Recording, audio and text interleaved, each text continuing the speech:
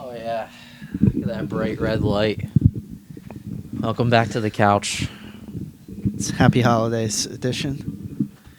The other day, there was this yo-yoer in the ditch down group that like passed the state electrician exam, and I was like, "Oh, what a nice Christmas gift!" And normally, I am a Happy Holidays guy. I'm not like, "Oh, Christmas, we can't say Happy Merry Christmas anymore." But he like corrected me, and he's like, I celebrate Yule, but I was like, oh, cool. What's Yule? It's like the pagan version of Christmas. Yeah, he's like one of those live off the land type dudes, and like, I get it. It's cool, whatever. It's just like very funny to correct someone. Yeah. He's like, but no worries. Like, I don't care either way. It's like, all right, like, I'm sorry. Yeah, I just say Happy Holidays now because I don't want to deal with stuff like that. But Yeah.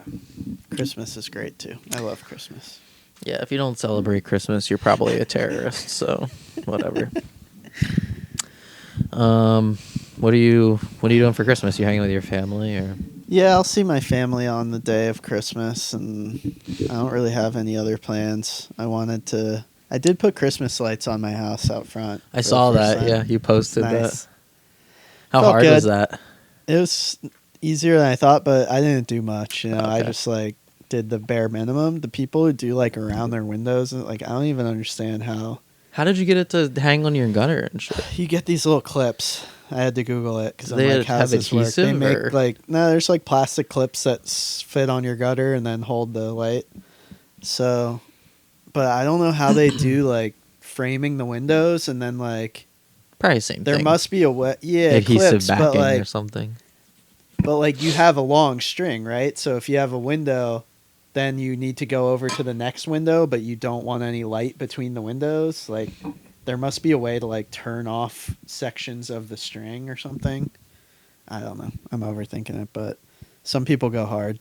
Yeah. Oh, I get what you're saying. You know Like, you what don't I'm want it saying? to like make a line. Like cuz some between it. people literally have just each window outlined with lights. And it's like they're not plugging in a single string for each window. There's no way. They could maybe. I They don't know. can't. Like these houses are so huge. They would have to have like 40 outlets, like Yeah. outdoor outlets. Like I only have 2 outdoor outlets. Or they're just running some kind of system. yeah, There must like be electrical tricks cord. that I just don't know about. It's probably really obvious, but Those Fox News dad tricks where they just know how to Yeah. hang Christmas lights to show their love for Jesus. yeah. But that was fun. That was all I did Christmassy this year. I feel like Christmas has been kind of light this year for some reason. I don't know why. Like Yeah. the advertisements have been heavy, and like Black Friday was, I don't know how big it was. Black Friday has been blown out because when we were kids, Black Friday was all in one shot. You had to do it on that Friday, and that was it. And then very slowly, once online consumerism took over, it's like, oh, we'll start doing. Or I think like Walmart and places like that started doing the sales like on Monday before. Yeah, Black it's a Friday. week, and then it ends Sunday, and then Monday is Cyber Monday, and you have a whole week of Cyber Monday. Right, It's and the I feel like same exact- Amazon is like a month. They just run their sale Yeah. for like a month.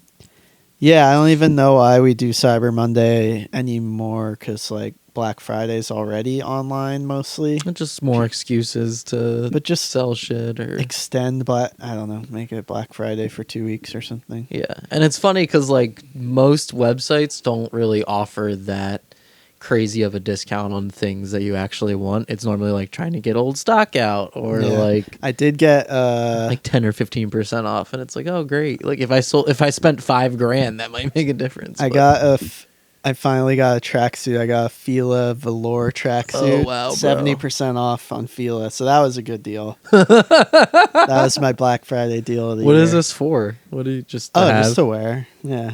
Word. I was gonna wear it today, but I didn't. It's too warm in here. Yeah, your house is pretty toasty and cozy. Yeah. You weren't fronting about the coziness last spot. Yeah, keep it toasty in here. But other than that, nothing great on. I got some AirPods too. The AirPod Pros. Those yeah. are nice. Oh, dude. nice. The big ones? The no, big joints? Oh. No, maybe they're not. Those are AirPod Max, I think. Okay, yeah. AirPod Pro, there's like the AirPods, but they have noise canceling, but they have like, I've always just had like, I wear earbuds at work all day, and I always just buy like $20 pairs and just replace them every year. Yeah. So these are my first nice ones, but they have like little things that are really nice. Like when you pop one out, it pauses whatever you're listening to, and then when you put it back in, it starts again. and like they're touch controlled on the side and stuff. What does that do? It just pauses it when you tap it? You can like pause, you can skip forward or backwards, you can adjust the volume. How does it? It's like it has like the little thing that comes down and it's like touch. It's kind of crazy. It's just like touch sensitive. So you go up for volume up or down. You're itching your ear all the time. And then it has a setting that I use at work because I'm wearing them all the time, and then people come talk to me. If you talk, it lowers the volume and it cuts out the noise canceling. That's so nice. Like transparency, and then it comes back on them. Yeah. Just like little shit like that made it. How do you feel about the government eventually putting a worm in your brain for 5G? Making them explode? Because, Hamas or the government of Israel making your head explode. Imagine everyone's AirPods explode at once, dude, and just blow up your head. It's coming, bro. It's coming. Alex Jones told us, so. Yeah. When we invade Canada to make it the 51st state, we're going to blow up all the Canadian, all the... Listen, we need somewhere to make iPhones because they cost $3,000 from Taiwan now. Okay, Canada, I'm sorry. Certain yo-yo companies probably stoked on the idea, but... That... huh? ART. Oh, yeah. They're probably all for it. Oh, God. Yeah, I'm not doing much for the holiday. I mean, just family shit. And then I didn't buy anything on Black Friday other than I bought some T-shirts, but like they weren't on sale. Yeah. They were just like this one guy I buy a lot of shirts from. So you just bought shirts on a Friday. Yeah.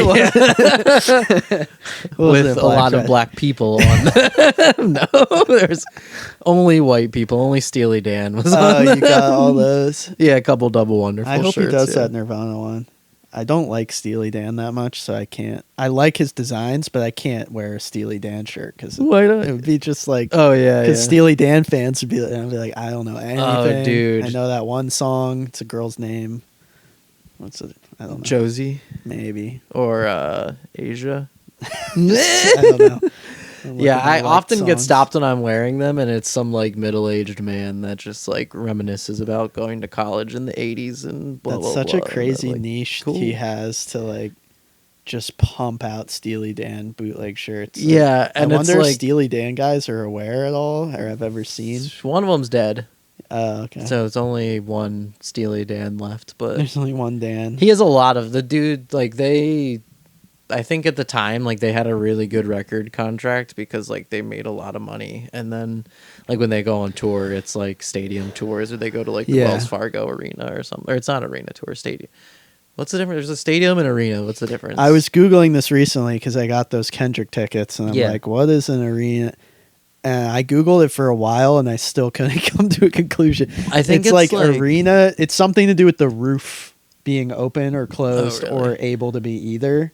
I think arenas are always open to the air, and stadiums are usually closed, but most stadiums now can like retract their roof. Yeah, but there's normally a size of like seating difference. Okay. Because Kendrick is at the Wells Fargo, or where is he performing? He's at the Link, the Eagles Stadium. The Eagles Stadium, yeah, because that's like 50 or 70,000 people or something insane. Which is also insane to think about when you do the price on those tickets. Even if you only made $150 a ticket times, it's crazy. 70,000 people's like $7 million. Yeah, like it's something absurd. I don't know if he's gonna sell out that place, but I'm sure he'll sell a lot of tickets. Yeah. And SZA's there too, right? She's the opener. If they're smart, well, they're pretty similar size artists. Like, to be honest, SZA might arguably be a bigger artist than Kendrick. I'm not sure. Like, I think she might have more certifications for her music than Kendrick does, but Peg is the Steely Dan song, by the way. oh yeah. Come back to you. I don't know. She's Michael McDonald sings the chorus on that song. really? He says Peg, yeah.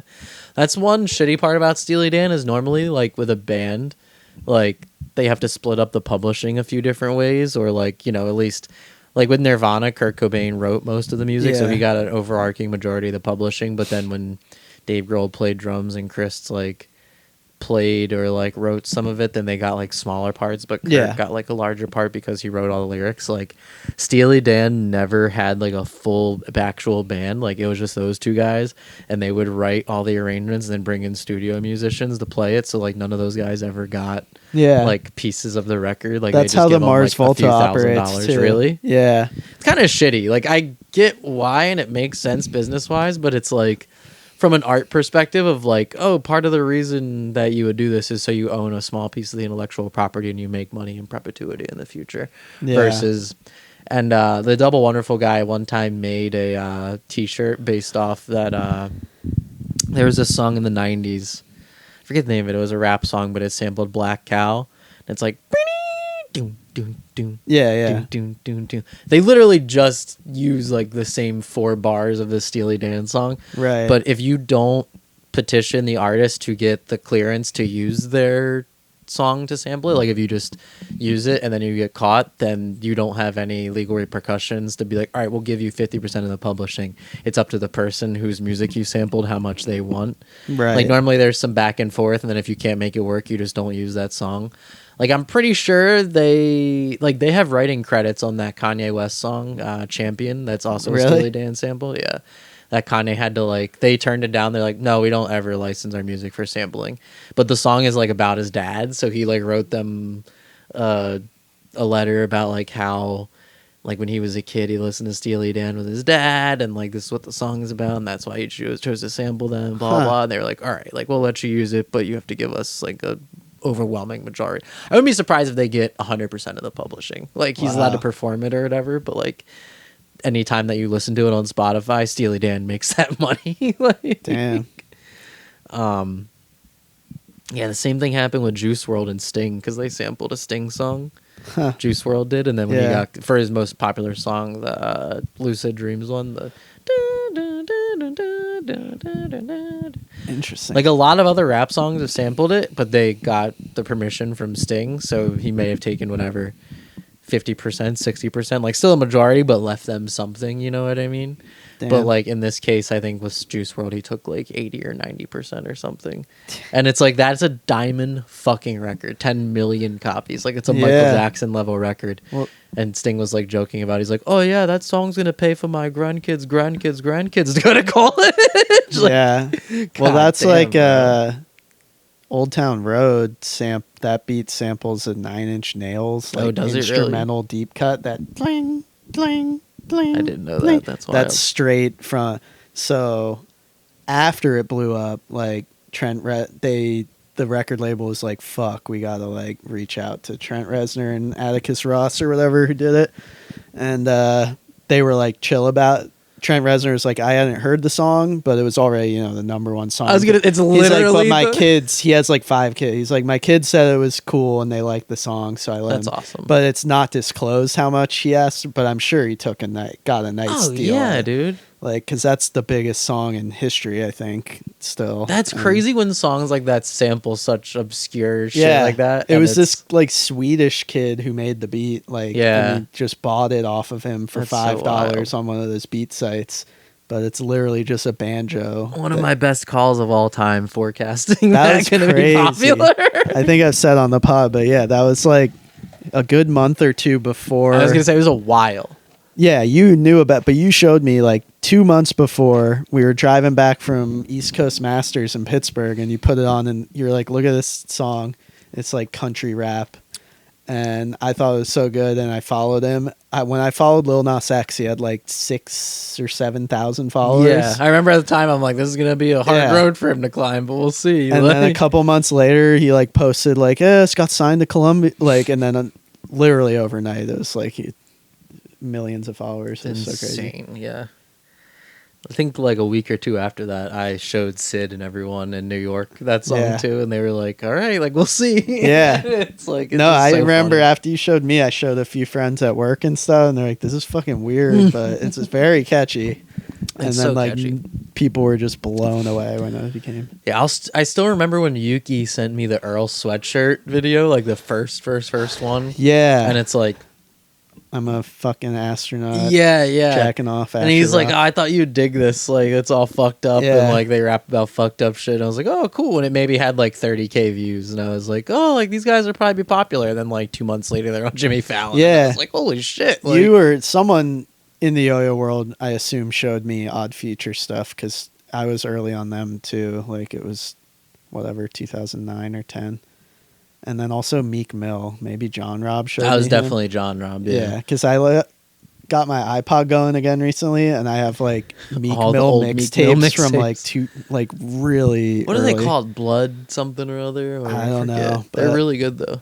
Love my team. He's got all these like Philly anthems. Yeah, those old, like, honestly, arguably, he was probably better back then than he is now, in my opinion. Yeah, I don't Like, listen to him. I don't know much about him now, but I liked it back then. Yeah, like, happy for him to maintain relevancy somewhat, Yeah. but it's like, Cassidy and Gilly the Kid too were other yo-yo things. yeah. That Philly things that it's Gilly the Kid is like a mogul now, right? Like Yeah, his Barstool or podcast is something. pretty Yeah, popular, That's yeah. so weird, dude. I think Like, they, like, are under, like, exclusive contract for a while and got, like, a lot of money. Not a lot of money, that's but, so you know. crazy. He probably never saw more than, like, a couple $100,000 a year off rap, and then all of a sudden, Yeah, when 'cause someone he was hands you, like, very- $20 million, like... He felt at the time very underground. It was like, this guy's like real shit, and then Yeah. now he's like extremely mainstream. Yeah, the only way he actually got money back then was like selling a lot of Yeah. drugs. He got caught with Yeah. like 100 pounds of weed. Like, Yeah, he like seemed scared, like legit, like yeah, like a he real. might be a criminal. And it's funny because like that video of him dissing Lil Wayne, like what looks like outside of projects in Philly, like I drive by those all the time. I'm just like, wow, like that's Yeah. dangerous. Like, Yeah. it looks very similar to the house that we shot track 5 in front of. Like, Yeah. 'cause it's all the same. Like, Yeah, Sid said the same thing about my houses. That house when he came to visit one time. He was like, "Oh, this looks like Boys in the Hood." Like all the houses just look the same. track and, 5 like, is Gilly too, right? no, it's Or Cassidy. it's Cassidy, yeah.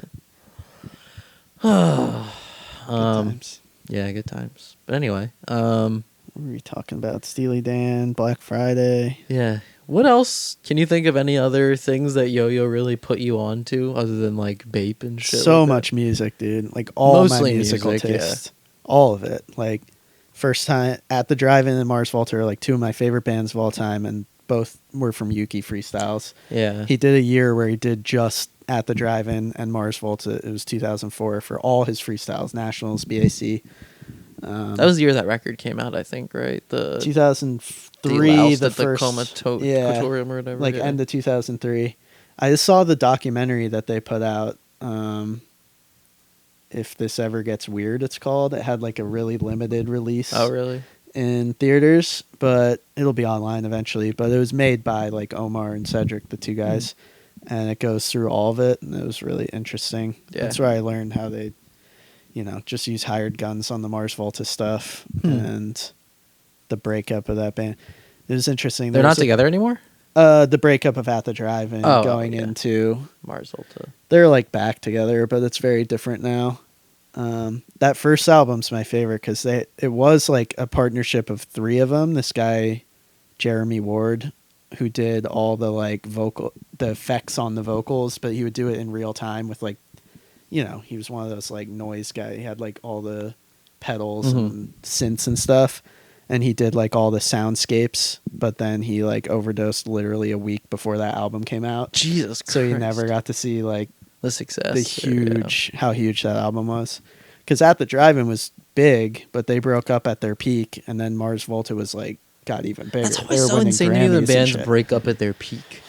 It's It was like really wild. I yeah. hate artists for that reason, just artists in general, because I feel Yeah. like every artist who's genuinely very passionate about what they do are so similar in that way. Where it's like if you have a regular business and Yeah. you're reaching the pinnacle, it's like, all right, like let's figure out what we're gonna do You next. gotta see this And- movie, man. You'll really like it because that's what everyone always said. Like, what the fuck? But like that Omar dude is like a genius musically, and because he writes all of the Mars Volta stuff. Cedric just writes the lyrics and the lyrical melodies, but and Omar was writing a lot of the At the Drive-In at the end too. But like At the Drive-In is very in a box, like post-hardcore, Right.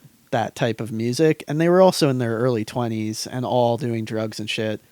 and they just had like a falling out with the guy who actually started at the drive-in, this white guy, Jim Ward, who's the cousin of Jeremy Ward, the guy who overdosed from the Mars. Oh, There's Jesus all this Christ. like interconnecting. That's crazy. And they had like relationships together, like romantic relationships together, some of them and stuff. Like it's really crazy. The guys in the band? Yeah, which I didn't know. That came out in the movie, but that adds like another layer of like craziness. So they broke up to like do, because the dude Omar just had like a vision that he couldn't do within the confines of like a post-hardcore band, you know? Right.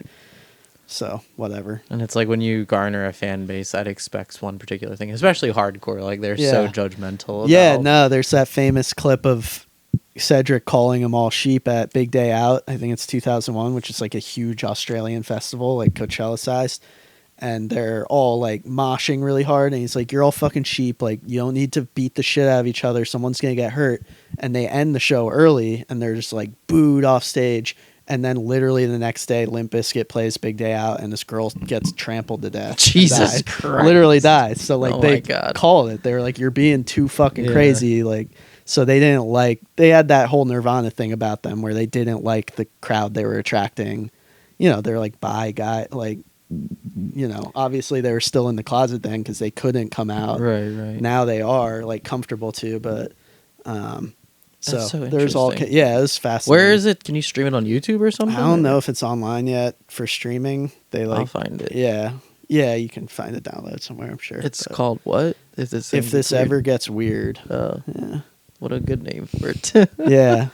If you ever get the chance to go see Mars Volta, like in a show or at a concert, I know, I want to so bad. They're touring with Deftones this year. Oh, but really? It's the same as the Kendra. It's like huge arena. It's like $350 for a ticket. Jesus Christ. And I don't really know Deftones very well or care for the songs I've heard. They're fine, but I can't believe Deftones is. I know they're popular. Why did they get like, so big all of a TikTok. sudden? TikTok? Yeah, a couple of the songs went huge on TikTok. That's so and then, funny. Like, I mean, it's now kids will like get into the fashion of something prematurely and then later kind of like put two and two together and be like, oh, I'm dressing in this like crazy Hot Topic Y2K style. Right. And then like they hear the music and it's like, it's almost like a personality or something that they take on, you know what I mean? Yeah. Where it's like, oh, now listen to this. And it's also coupled with the fact that, you know, like the world is in like a very similar place, like the 90s moving into the 2000s and things are really tumultuous and changing. And then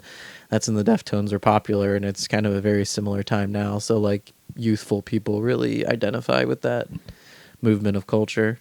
At the drive-in and Mars Volta gotta get on TikTok, dude. Could you imagine saying that to them? Like, you guys gotta get on TikTok. I feel like their music would fit right in with what kids are into now, though. At least, I was shocked at like how low the streams are for At the Drive-In. Like, oh yeah, it's very low.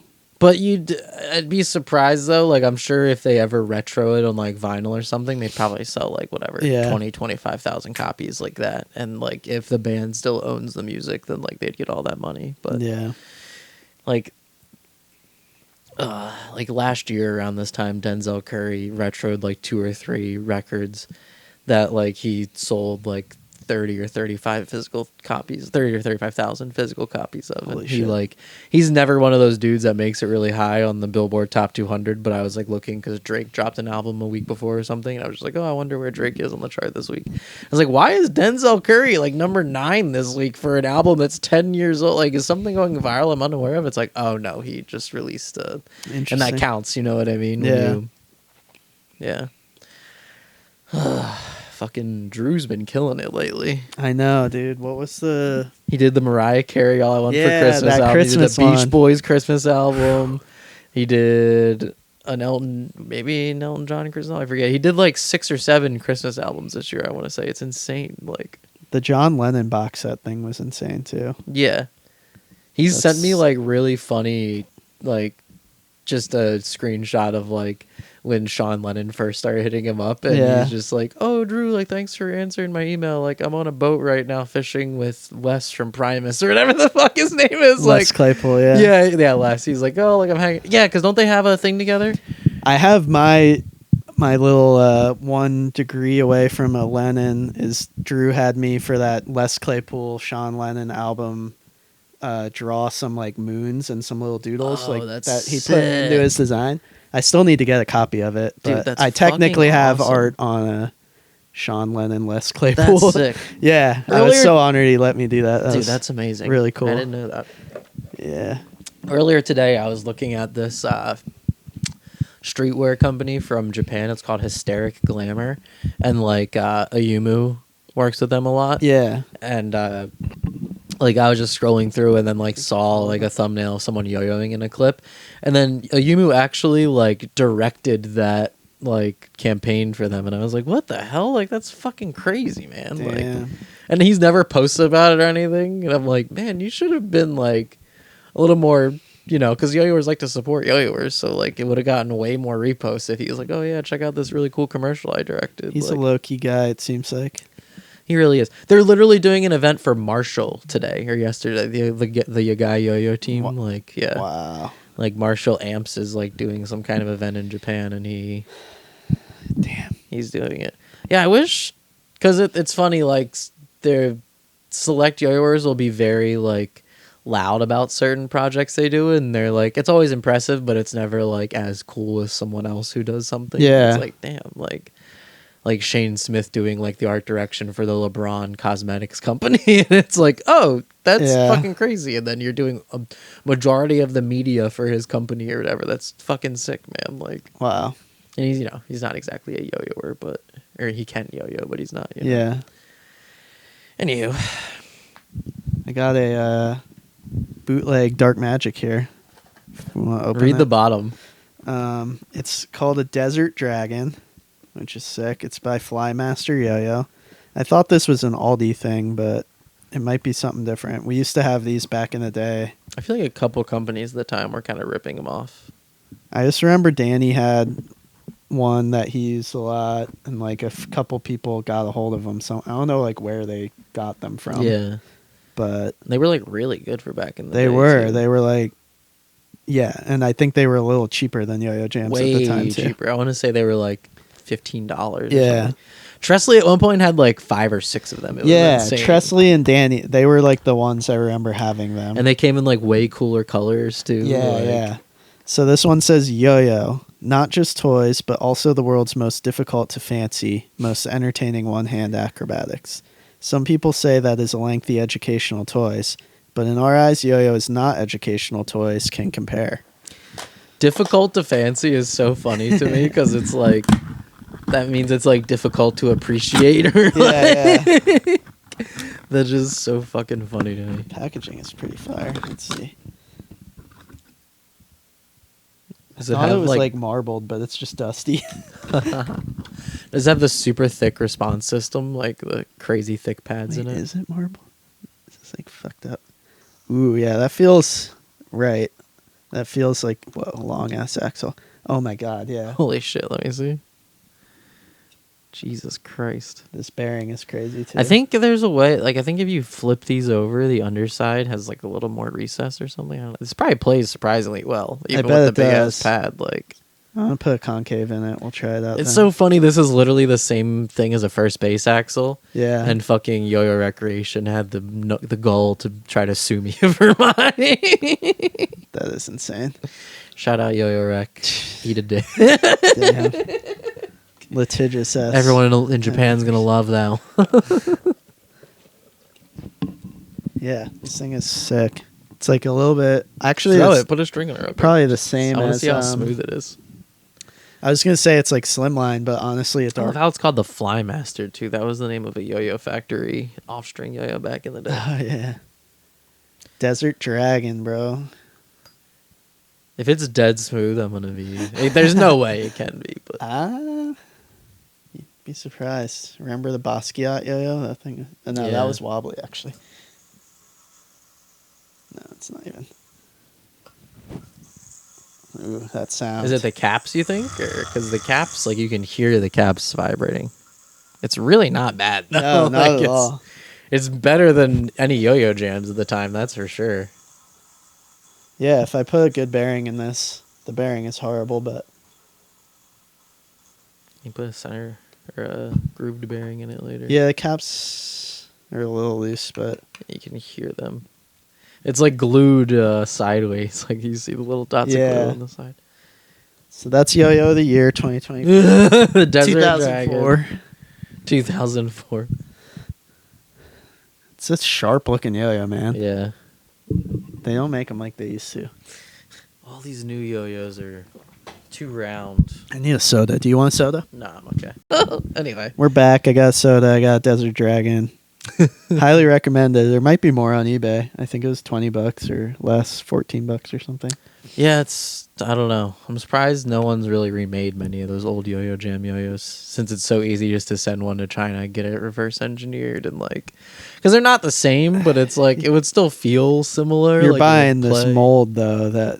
That's annoying, I guess. No, get it machined like make it out of polycarb. Get press fit rings. It'd be perfectly smooth. Like, I don't know. That's an idea. Yeah, Gotta do that. And the caps. All right, so Jake and I. Yeah, what do we got? Let me see if we got any questions. Yeah, let's do questions first. Yeah, I don't think. Yeah, it's Saturday afternoon. What is everyone doing today? Getting ready for Christmas. Yeah. Favorite skateboard graphic from Crazy Flint. That's a good one. It is a good one. Basically anything by Sean Cliver or Mark McKee. They're the guys that did like all the old school birdhouse graphics that are all cool and cartoony. Those are incredible. And then Mark McKee did did the Blind, old right? Blind and World Industries graphics. I was gonna say Blind is. It's crazy. He literally like single-handedly did like the Devilman, Wet Willie, Flame Boy, like the shit that sold tens of millions of skateboards for World Industries, and he got paid like whatever, probably like $60,000 for the year. Damn. Being an artist, like, it's kind of crazy. But here is my first. I mean, I had like my first skateboard was like a Dragon Ball Z graphic deck from the mall, like real shitty. And then I had like blank CCS boards for a long time, but my first like name brand deck with a graphic was this one. That's awesome. The Blind with the like noose. So I always like Blind. My first like pro board, it was a Sean Cliver graphic, but it was the Tom Green skateboard. Have you ever seen this? No. It's like the old school Tony Hawk graphic where it was like the bird sitting like crisscross applesauce doing like the yoga om. You had this one? Yeah. That's I had the green one, yeah. To this day, I wish I would have. I mean, was that a birdhouse board? It was, yeah. It was like a special edition they did, yeah. That's sick. It would be cool if you had that. I bet those are worth some money. I was gonna say, I think I've only found like one or two online, and they always go for like $300 to $500, and it's like there's no way I can ever justify that. But wow, yeah, all that cartoon stuff. Remember hookups? Those were funny. Sean Cliver did a lot of those too with Jeremy Klein. He still does those, Jeremy Klein. I don't know if you follow him on Instagram or not, but I think I do. I'm gonna make sure. Yeah, he does. Like, it's a big thing in skateboarding now to like retro the old decks, but do them screen printed because all the decks now are heat pressed, like vinyl graphics. But or not vinyl, but like they're printed on like a piece of paper, like inkjet, and then you just heat roll it through like a heat thing, and then it transfers onto the board, and it's not as durable as screen printed. But like screen printing a board takes a lot of fucking time to do. So, but people want to buy them to like hang on their wall and shit like that. So that's awesome. Yeah. Zachary Edwards asks, when is the Revere coming out? Oh, that's the capped Supernova. I just sent the color sheet in earlier this week, and we're working out if we're going to polish the caps or do them. Ooh. Yeah, because I was under the impression that they were just going to come like kind of foggy, you know what I mean? Yeah. Like, which is fine. Like, I'm not, like, the colors aren't going to be that crazy. But, I mean, they are, but, like, they're going to be tasteful, whatever. Like, they're going to be, like, white caps or a couple different colors, but you could just paint behind the cap. And then, but the factory was like, oh, do you want to, like, print behind the cap instead of printing on the front side of the cap? And I was like, oh, I didn't really... Like, we did the Severe that way. Like, it's printed on the back side of the cap so it doesn't scratch off, but you have to, like, reverse all the graphics, and you can't, like... see the registration of how the graphics are printed on it. So Yeah. Damn. yeah. Are you getting graphics on the caps? Yeah, I'm doing a Joe edition because Nice. I didn't do a Joe edition for the this Hypernova, and then a different hue edition, like a different Kissmark one, because that was just like so fucking popular. Yeah. And then redoing 44 Clash, Nice. and then doing like a Better Off Alone version, like an acid wash Better Off Alone with the UFO graphic. Hell yeah. And then doing like a really cool like ice blue and mauve cap. Just 'cause I What think is mauve? Purple? it's like really light purplish, reddish, maroonish, but like Nice. leaning toward the purple direction. But it's Yeah. like really, really light. Hell yeah. It's just it's kind of similar to Dis did a Anima that was that color. Yeah. Anima, however you say. They had one that was similar, but like a lighter color cap, and I'll show you after the pod. I But believe it's enema. Anima, thank you. I'm joking. Oh, I that's think an enema is like Yeah. but a butt colonic. I think it's anima. Yeah. CJNXN asks, can Tyler do a tutorial on FreeGen? Sure. Tutorials are so hard to do. They are, but that's It's a one of lot of my things I want to step my game up in 2025 and do more of. Yeah. It just takes a long time to edit them, but Yeah. if you do them well, like they have a 10, 15 year shelf life, you know what I Yeah. mean? Like my Yeah. 5 easy binds video gets like Yeah. That's 10,000 views a month or something It's crazy. crazy. It does really well. And the last one, AGR SoCal. How did you guys meet? I don't remember. That would have been like Maryland States. Through probably. Yo-Yo, yeah. I don't think we actually met at Maryland States, Yeah. but like afterwards, Afterwards at Nats or Worlds or No, something. I think we just started talking on AIM. Yeah, that's right. 5A eats you. Yeah. What was what was yours? I had it might have been Snipey Down 12. That was my RuneScape name. That kind of rings a bell. Did you have one that Or had like a laser in it? Ray of Evil. No, that wouldn't have been AIM. That was also RuneScape. I think it was Ray of Evil. Now that I remember, Yeah, maybe.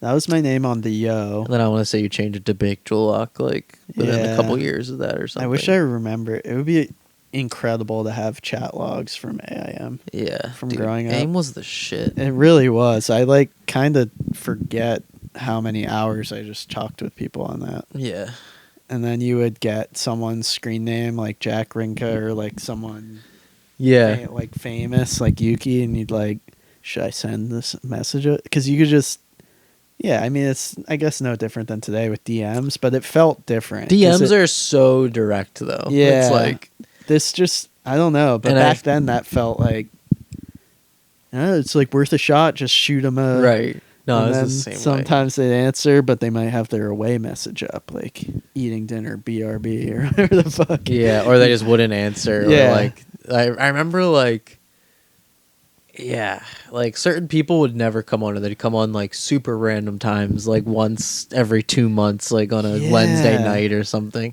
And it's like, what is this person doing on here? Like I think Jack Rinko was one of those people where it was like he signed on so rarely, and I would just instantly be like, "Hey Jack, what's up? How are you? What's going on?" Because that was the weird thing that's different from now too. Is you'd have your AIM open and you'd have whatever screens you're chatting, but then you'd have your friend list, and like in real time, the people who came online would like pop up. Yeah. And you'd be like, It you had would that get sound, it like would your be heart rate. yeah, opening the door. Yeah, where it's like, oh fuck, it's Steve Brent, like, or I don't know, Dr. Popular, whoever it may be, and then you just get excited. You're just like, whoa, they're on, right? That means they're sitting at their computer. Whereas now, like, everyone is always live, Yeah. basically.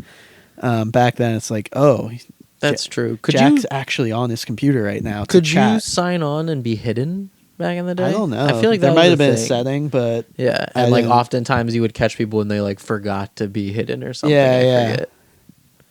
yeah, But yeah, AIM was crazy back in the day, and I had the same thing where it's like the amount of time that I spent just being on AIM, like yeah. talking all hours of the day and night to people. Like Yep. for Get home from school around 3 p.m. Everyone starts popping up on the list. You see all your friends from school. You see yo-yo people, and you just chat away. Yeah, that was really what like made yo-yo what it was back in the day was being able, like, forums and AIM is just Yeah. like, it was like it's basically like Discord is now, you know what I mean, where Yeah. everyone just hangs out and talks. There but, was like, also chat rooms on the forums. There was Yes. a yo-yoing chat, and I think the Yo had a chat also. And I just vaguely remember bits and pieces from that. I just remember Kyle Weems being in one or both of them and being like kind of mean. You know how he was. Yeah, I he's love still Kyle. that way, yeah. But like he was just had no patience for children. And I think we talked about this before, but we were probably incredibly annoying and didn't realize it. But at the time, I was just like, I'm just a kid. I'm just asking. yeah, kids are annoying Yeah. now, but like imagine just being Kyle, you know? Yeah, you he's know like everything. 25 and like Yeah. smart, and then these kids are just coming in talking about throw monkeys or whatever. It's probably really annoying. Being But like, why don't you do a little research? Where Yeah, I you come in just here remember just asking questions. Kyle and Box Store being fucking mean, and then I ended up like friends with Box Store, and Kyle, but It's all existential, you know? Yeah. It's like, I don't know, I'm not going to talk shit about anyone. But Yeah. yeah, it's like partially because of how people treat them in real life or how Yeah. they are perceived in real life. And it's like, this is where I have powers with children Yeah. on the internet. Like, but yeah, chatting with Drew Tates on AIM for hours. Yeah. And then that was what also inspired me to just like stop using monikers online, just go by Yeah. my actual name, is because Drew just had his name. And Yeah. it's like, oh, that's really cool, actually. Like, I'm going to just do that. Like, Yep. Yeah, and it was just I miss that time. It's like I'm working on a video. You'd be like working on it, and then you would post it, and you'd have to download it. Like it was just such a big, I don't know. Not sounds like a fucking boomer, but it was so much No, cooler I mean, to just have less content, but all of it was exciting. Yeah. Versus now we have more than we know what to do with, and and that's a personal problem too. My attention span's just fried from the fucking phone, but like I won't even finish a clip of like great. Sometimes be like, the tricks I made, but like onto it. There's too much shit. Like it also just correlates to the amount of effort too, where like the Yeah. effort to view it, but also the effort that people put into things. And it's like, that's why anything with like the most minimal amount of effort now, people are like, oh my God, this is incredible. And it's Yeah. like, all right, cool. Like, but it's, yeah, back then, you know, people, it's not like it was, there'd be minimal amount more put effort. I just don't remember a lot of videos being filmed in people's houses back then. Like they were here and Yeah. there, but it's like most of the time people would actually go out somewhere to film and do Mm-hmm. something, because it's like, it made more sense because you want people to watch it. Yeah. Like there's better lighting that's not in your house, down on your carpet or whatever. Like there are some classic videos made in people's houses, like Ignitus always filmed in his house and things like that. But yeah, more times than not, I think people actually put effort into it back then. Even just editing a video back then, you had to get a FireWire. You had to have, like, this was right before SD cards and filming on like these type of cameras was happening. Yeah. So like there had to be effort put into what you were actually going to put online, instead of now, like you said, it's just kind of like yeah. 1-to-1 and you're good. Like, Yeah, I have a few videos where I would go out and actually frame it, like that Welcome to Kutztown video and stuff we put effort into, but I was definitely, I think, an early pioneer of low effort. Like, I just hung a blanket in my dad's basement and did all those, like, John Robb battle videos that way, and, like... But, like, the tricks you did were just Yeah, very I think high I level, had good so- tricks, which is what made it okay, but I am partially guilty, probably, of, like, the bedroom... just like, because I was more interested in getting my tricks out than anything else. Yeah. I wasn't very good at like filming and editing. But that's like the Chief Keef effect, you know what I mean? Where it's like, all right, like I'm on house arrest, not that you were, but like, so we're I just was all at gonna, one point, but we're all that just was gonna later. film it at my grandma's house, shirtless, smoking blunts in the living room, and it's like, but the same kind of thing where it's like we're just gonna put this song out, like we don't even know if it's a single or whatever it is, just a fly song we're gonna put out, and then it just like blows up. And similar effect where, like you said, you just were creative, you wanted to put tricks out. Yeah, and, I think my tricks were gonna, and I was pretty prolific. I put out a lot of videos compared to other people. The word I was gonna use, because I was prolific lucky to output. have my dad had a camera I could use and a computer. Yeah. So like I had it all there. So I was like, I'm gonna pump out like a video every week, and I did, and that's like what got me to where I was at then, which is good. But it definitely was low effort. It was that, like, how prolific you were with your output, but then again, coupled with like the tricks were actually genuinely good, and it wasn't just like you know, dicking around. No, and, yeah, like, doing the same I thing did over and over. that part again. was not low effort. I spent a long time like trying to make sure I was hitting the tricks the way I wanted to, and that there weren't. And there's a there were huge minimal art mess to that, ups. you know what I mean? Yeah, like I can't stand. I'm still pretty. I've gotten less critical, but I'm still pretty.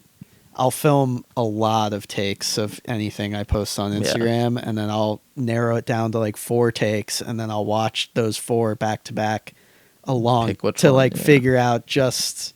And it's maybe doesn't show necessarily or doesn't really matter, but to me it matters because it's like, you know, your own biggest critic. So I notice like, oh, I hesitate there for 1 second. That looks like shit. No one else is gonna probably notice, but. And you know what's good. Like, you know, if you watch it and you're impressed by it, that other people are going to watch it and be like, damn, that's sick. Like, that's kind of what I always try to tell people now is it's just like, yo, if you have good taste, if you think it's good, and other people will too. But if you're just putting it out there just to have something out there, it's probably not very good. Yeah. There are exceptions I've found where I will not really, I'll have like a throwaway thing that I put on my story or something, but then people are like, it gets a big reaction, and then you know, sometimes eyes outside of yourself might notice that something's good when you just think it's like, it's fine.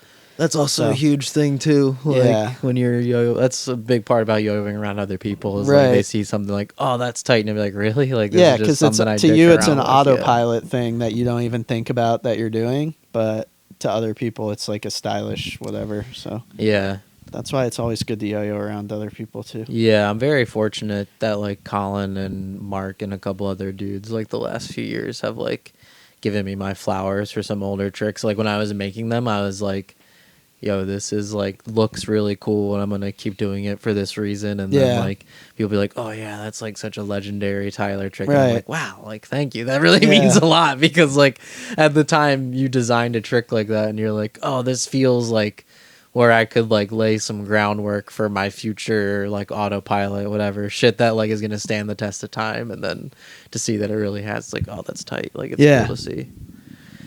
But good transition about talking about videos that we previously made. Let's do some year in review stuff. Yeah, because I sent you a list earlier. I don't know how much you wanted to, if you took any additional notes or not. Well, if you want to talk videos, definitely everything that Empathy is doing is like the top tier.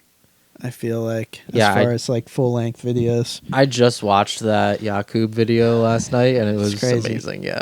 And also I didn't know that the tricks were different. Like Sterling commented down below that like the tricks he does in the video are different than the tricks he does on stage, which is insane. Oh, wow. Yeah. I didn't know that either. I didn't know. That one, and then Kieran had one too. That Apathy video was also really well done. Is that on their YouTube channel or anything? Or? Yeah. Okay. Yeah. I'll have to watch that. Oh, you didn't see that one? That one's really good. It has like a whole little skit in the beginning and like. What is it? What's the skit? It's like I think he's yo-yoing in the park and like a girl comes up and asks about, you know, one of those type of situations, and then but it's like well done and interesting. Oh, I kind of do remember that now. Yeah. It probably must have been, because the Apathy came out like January or something, so it was real early 2024. But I can't think of, I don't know. Yeah, like I said, my attention span is horrible now too, so I don't Empathy watch every video that comes out. Yeah, there's such a good example of like if you put the effort in, people will watch it. You know what I mean? Yeah, and they really do have like probably arguably the best team in yo-yo right now, or you know, it's very curated and select who's actually on the team. So it's like I don't even know who else on the team. I know Tony Sek, Philip. Yeah, Philip, Yakub, and then Brat. Kieran. I know they have a couple other people. Korean or Vietnamese guy, I forget. Yeah. He's from Czech though, or lives in Czech maybe right now, something like that. Yeah. Yeah. And then another video that Arthur from Freshly Dirty recommended that we watched was called OG Ho Ultimate by Dong Young Kim. and it's a 3A video. When did that come out? 5 months ago. Okay. 3,000 views. I had never heard of it. It's insane. He does some really good 3A. So Yeah. check that video out. And then speaking of Freshly Dirty, I think the runner-up for video of the year is that Fresh to Death video. Yes. Just conceptually, because again, like, I think that like if that kind of mentality were to come back of just more effort put into content or longer form content that was more vibe driven, like it created a narrative and aesthetic that you enjoyed, kind of like old Baker skate videos where it's like every 10 years and they come out with a new one, it's like, oh shit, there's a new Baker video coming out, sick. It's like very similar, like Save Death did it back in the day, and I like Seth had told me that the Freshly Dirty guys are hitting him up, like sending him comps, and I think you said the same thing where it was like, oh, this is cool, and they named it Fresh to Death or Death to Fresh, which is kind of cool. But yeah, I think that there's something to be said about that, and like if people put more effort into the content or just like made it more narrative driven, or like even those old Worlds videos, like old Worlds clip videos used to be 15, 20 minutes long because it'd be like, oh, I'm going to make a clip video basically every day. And there's all this B-roll and all this fun shit happening. And it creates the vibe of like, oh, I want to be there. That was part of back in the day when we were kids wanting to go to Worlds so bad, is seeing the Andrew Lim video and being like, oh, shit, like I want to go. And be the a part Box of Store that. video, and the Buko ones, video, the Takeshi Kamasato made some. It is work though. Like I did a year-end clip video last year that I thought came out pretty good, and that was fun. But like I tried this year, and I don't know if I'll even have enough footage because like I barely filmed at World. It is just hard when you're like having fun at Worlds. Yeah, literally every contest I'm pull always people aside. Yeah, I'm talking to you, and I'm like, all right, let's do something goods related at the contest. Yeah, we could interview people, and then you get there, and it's like I don't want to set shit up and then ask someone to like come over here away from whatever you're doing. Yeah, you just want to have fun with your friends. Yeah, it's easier to just chill. So I get it why people don't do it, but I want to be the guy who makes clip videos from contests, but I don't have it in. Dude, it's so hard. Like, it really is.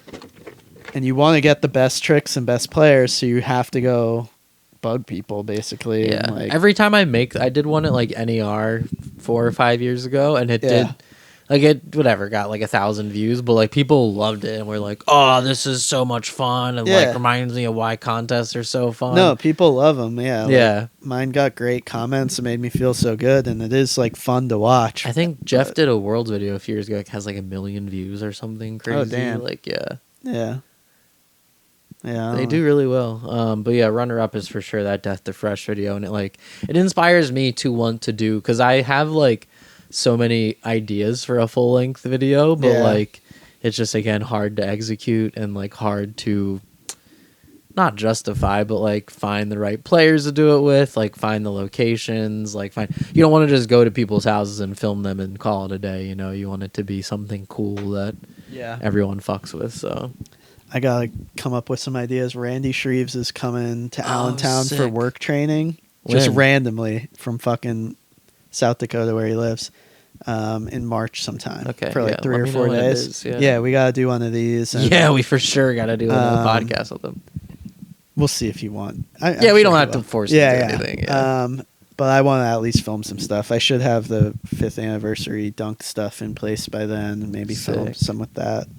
But it would be fun to go out and about like we used to, and just like film at different random spots. Yeah, that would be awesome. Videos of the year. Yeah, should we do just next? Go up the list. What about trends of the year? Yeah, I don't know how much I leave or how much I think you're right with the you put wide yo-yos, big yo-yos. Just big yo-yos. Yeah, big is the overall trend where it's like bigger diameter, wider, like even materials. I feel like this was like a year of like the tri-material yo-yo. Yeah, like, maximalist. Yeah, okay, that's even better. Yeah, maximalist, because like there's nothing. Whereas it is interesting actually. Like I think prior to this year, the years leading up to it, the top comp yo-yos were like Dropner inspired. Like, what's that one? The Inevitable. You remember that one? No, who made that? That's a yo-yo wreck yo-yo. But it's just like a very basic butterfly with an outer metal ring. I think that was what everyone was using, like that style of fairly simple butterfly shape. And then Wild came along, and Japan Technology with that Kagurao yo-yo, and made like H shape, super angular, like the fattest rim you can possibly get, as wide as possible. And then Yo-Yo Rec took that and like, let's put plastic on the edge of it to make it even wider. And then it just, Wild did the same thing. They keep going back and forth, and now I guess you said what's his name, Offset. Yeah, that 60 millimeter. And then yeah, that's insane. Yeah, which I guess we've taught. It's just like comp stuff. It's for I made a wide yo-yo that was like 54 millimeters wide, I want to say, or something like that. And it was like, this is absurd. Like, who needs a yo-yo this wide? And it's like 6 more millimeters than that. Like, it's insane. I think it's what is it? Here, I get the calipers. I'm curious. 'Cause I haven't held Is that how wide it is? Let me look it up. 60 millimeters. Yeah. Is that what it is? You verified? Yeah. Yo-Yo Factory and.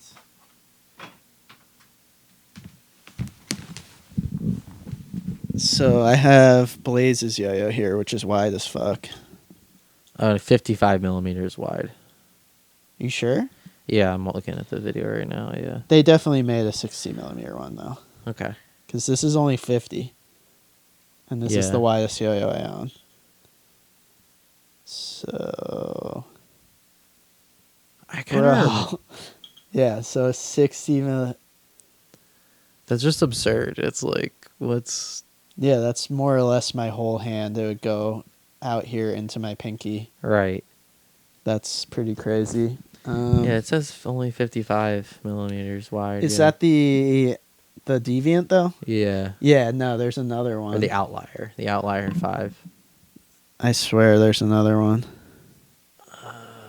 Deviant is also. Unless it was a joke. No, there was a 69 millimeter one too. What? I swear to God, dude. I swear. Oh, the Galacticus is 60 millimeters. Yeah, you're right. Holy shit. And then Yo-Yo Factory came back and was like, we're doing the Super Monster. It's 60 millimeters. And then Offset was like, it's not done yet, but we have a 69 millimeter yo-yo. What? Yeah.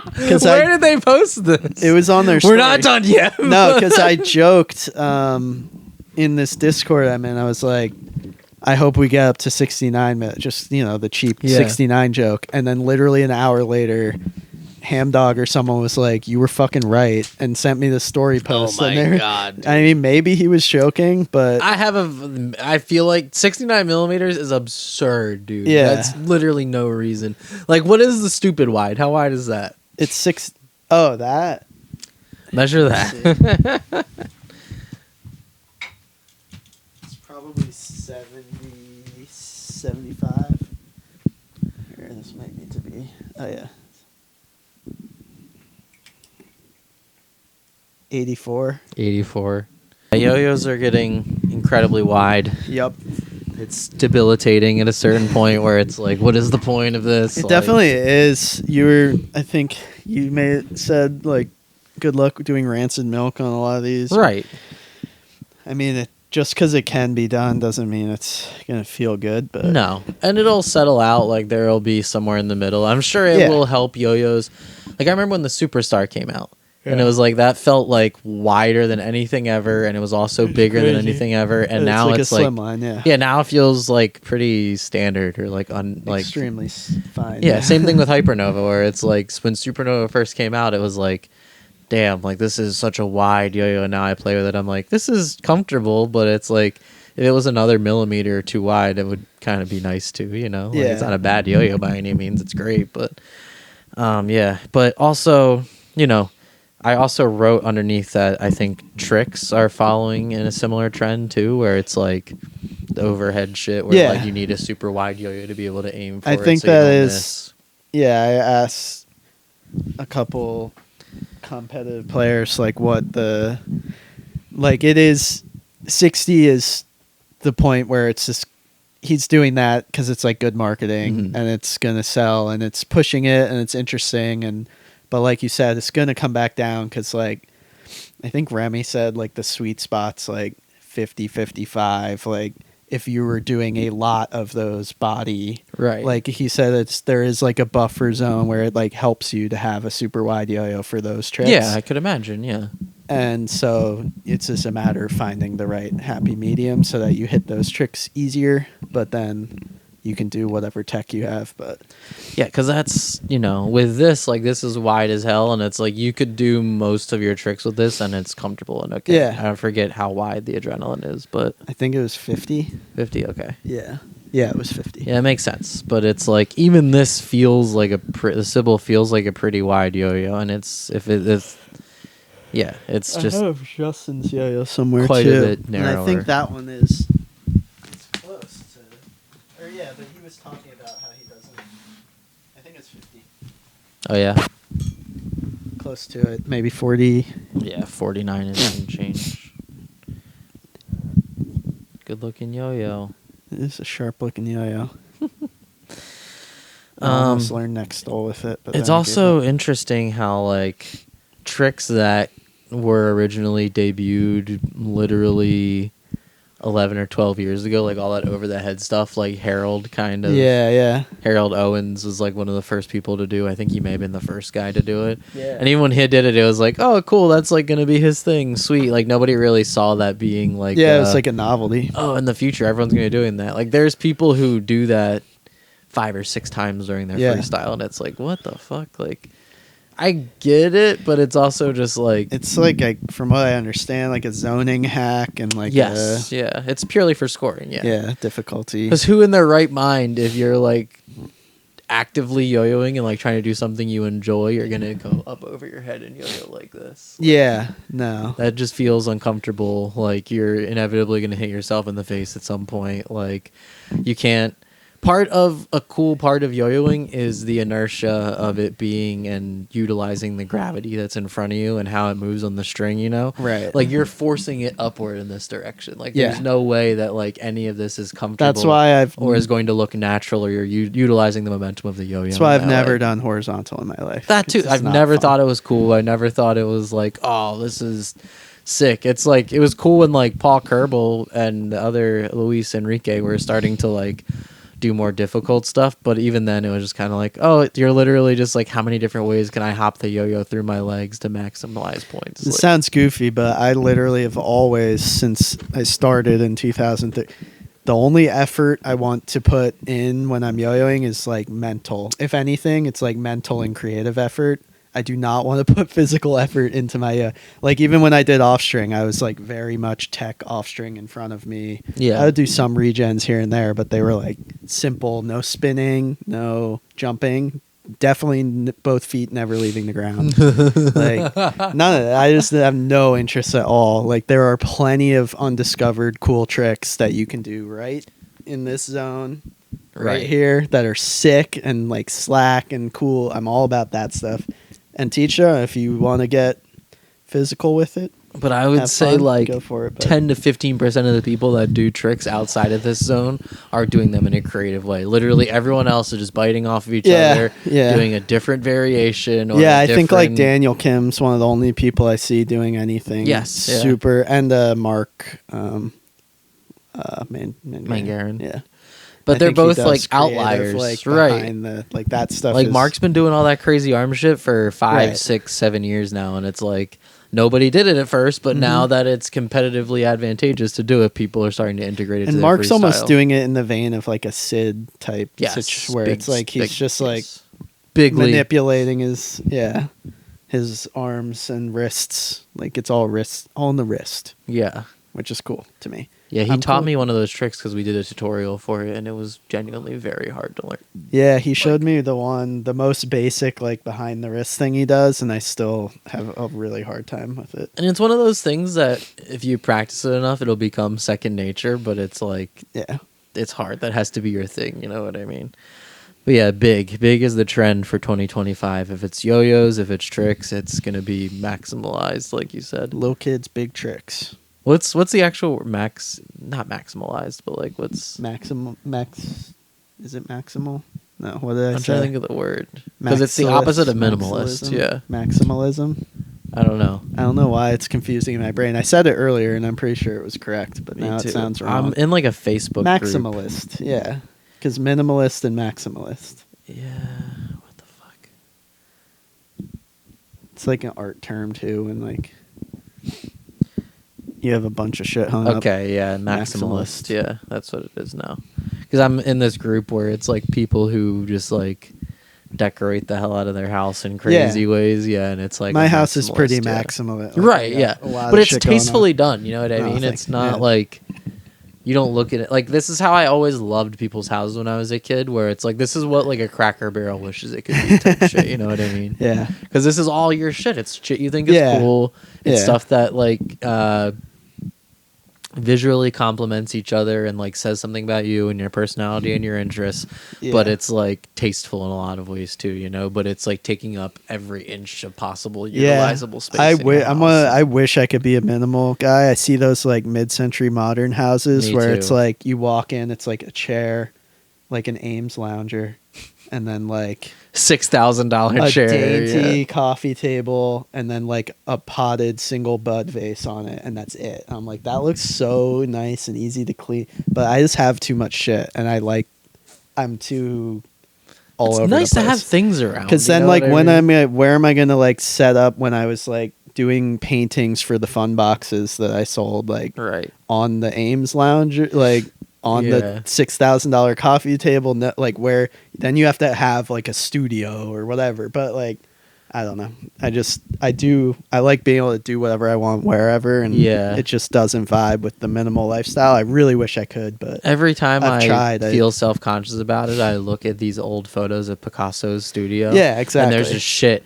everywhere. Is that fucking food on the ground, like all kinds of shit, and it's like, okay, like you can have all this and still be like productive and considered like a tasteful person, and it's not, you know, it's a right brain left brain thing, I think, too. And like a messy desk you might just be a slob, but it also is like you might just be a creative person and have a lot of ideas going at once, and so it is what it is. But all right, we did trends, we did videos. Well, let's do brand of the year, and this one I think is semi-debatable. I feel like both of these brands could be tied for brand of the year because of the wins that they've had this year, both with releases, the players.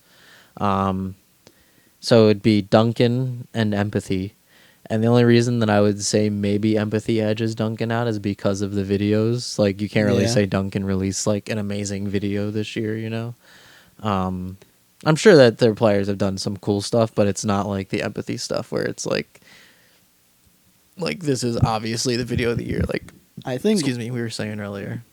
It depends what the criteria is. I agree with both of those. I would maybe put Wild in the mix because they had a huge release-wise. I mean, I think they released like 20 models. Not that that's all that matters, but like... And it's like, no offense, but like...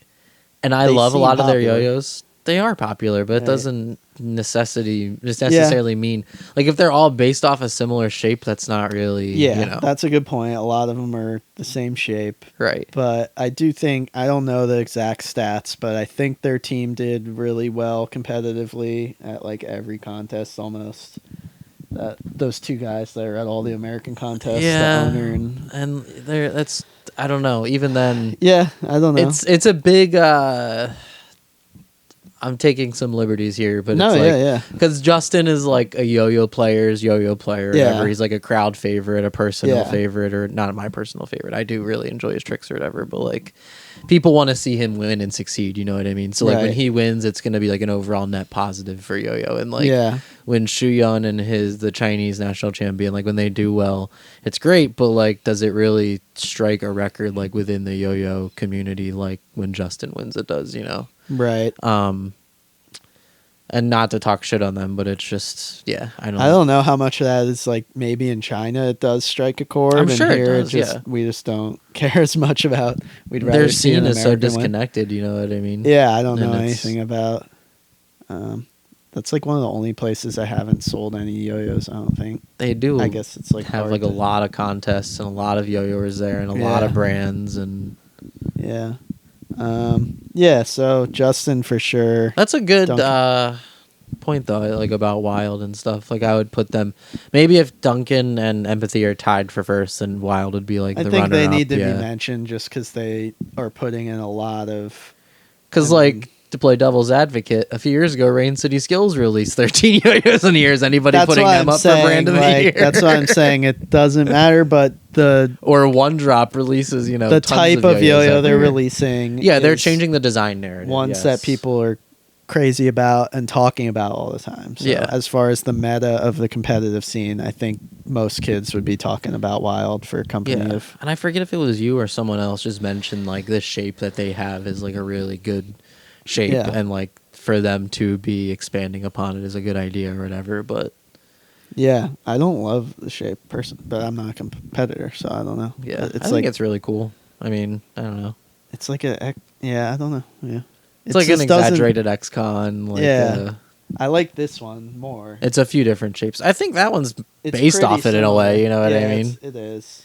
I think It's like there's- kind of hard to make a V shape so interesting. I was thinking about the Sybil in the wildest. car and just how it's such a sick unique shape. it is between like being a V shape but also organic. You It know? has the Like, best it's- lines. Like Yeah. that. I've spent a lot of time just looking at that curve that it has Yeah. in there. It's really impressive. Farrell, please. Bear, come here. Come here. It's adrenaline. Blaze Becker, your favorite. Go play with it. You can play with that $200 yo-yo on the floor. I think it was expensive. Does he ever bat stuff around? Like, Yeah, he knocks yo-yos off all the time. oh god, that sucks. He climbs up there. He likes to chew on the tape gun. That's his I favorite found thing. an old video of me playing with my ex-girlfriend's cat, like flicking a bearing back and forth, and it literally was like slapping it back and forth Oh, to me. And I that's was like, fun. man, that's awesome. Good times. Wild yo-yo, wild. I just want to see the shape. There's something I don't like about it. I think it has like a convex. The step is very weird. The steps are Yeah. much different, whereas Blazes just goes nice and... Yeah.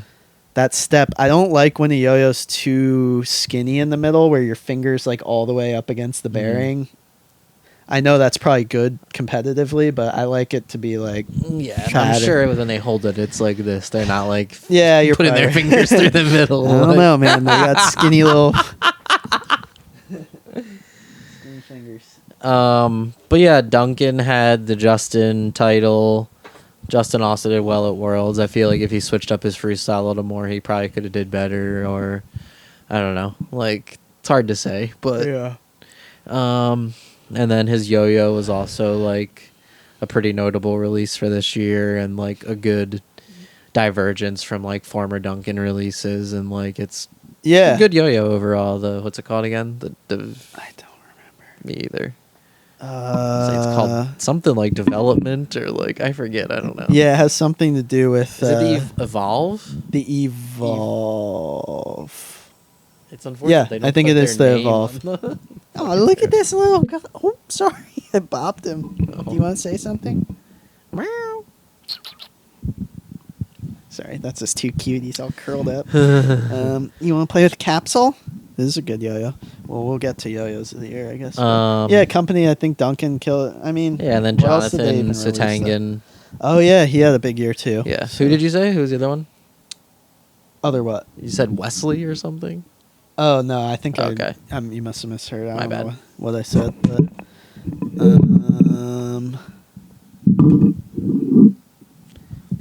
oh, I was gonna say like what else did they release yo-yo wise? but- Duncan? Yeah, No, I have a bunch of no idea. freehands. Yeah. Even that, like the freehand, I think it retroed in 2021 or 2022 Yeah. technically. But the fact that it's still, I forget the last time they really did it. I feel like they only did a handful of editions this year or something. But like, it still does well. It's still notable. People still want it. Like, Right. and then Empathy, of course, the Kieran Steele yo-yo, the Yakub Pro model. Yakub like becoming a mainstay again after his social faux pas a few years back, and then like him placing second at Worlds and almost getting the title. Like Yeah. that's huge for them.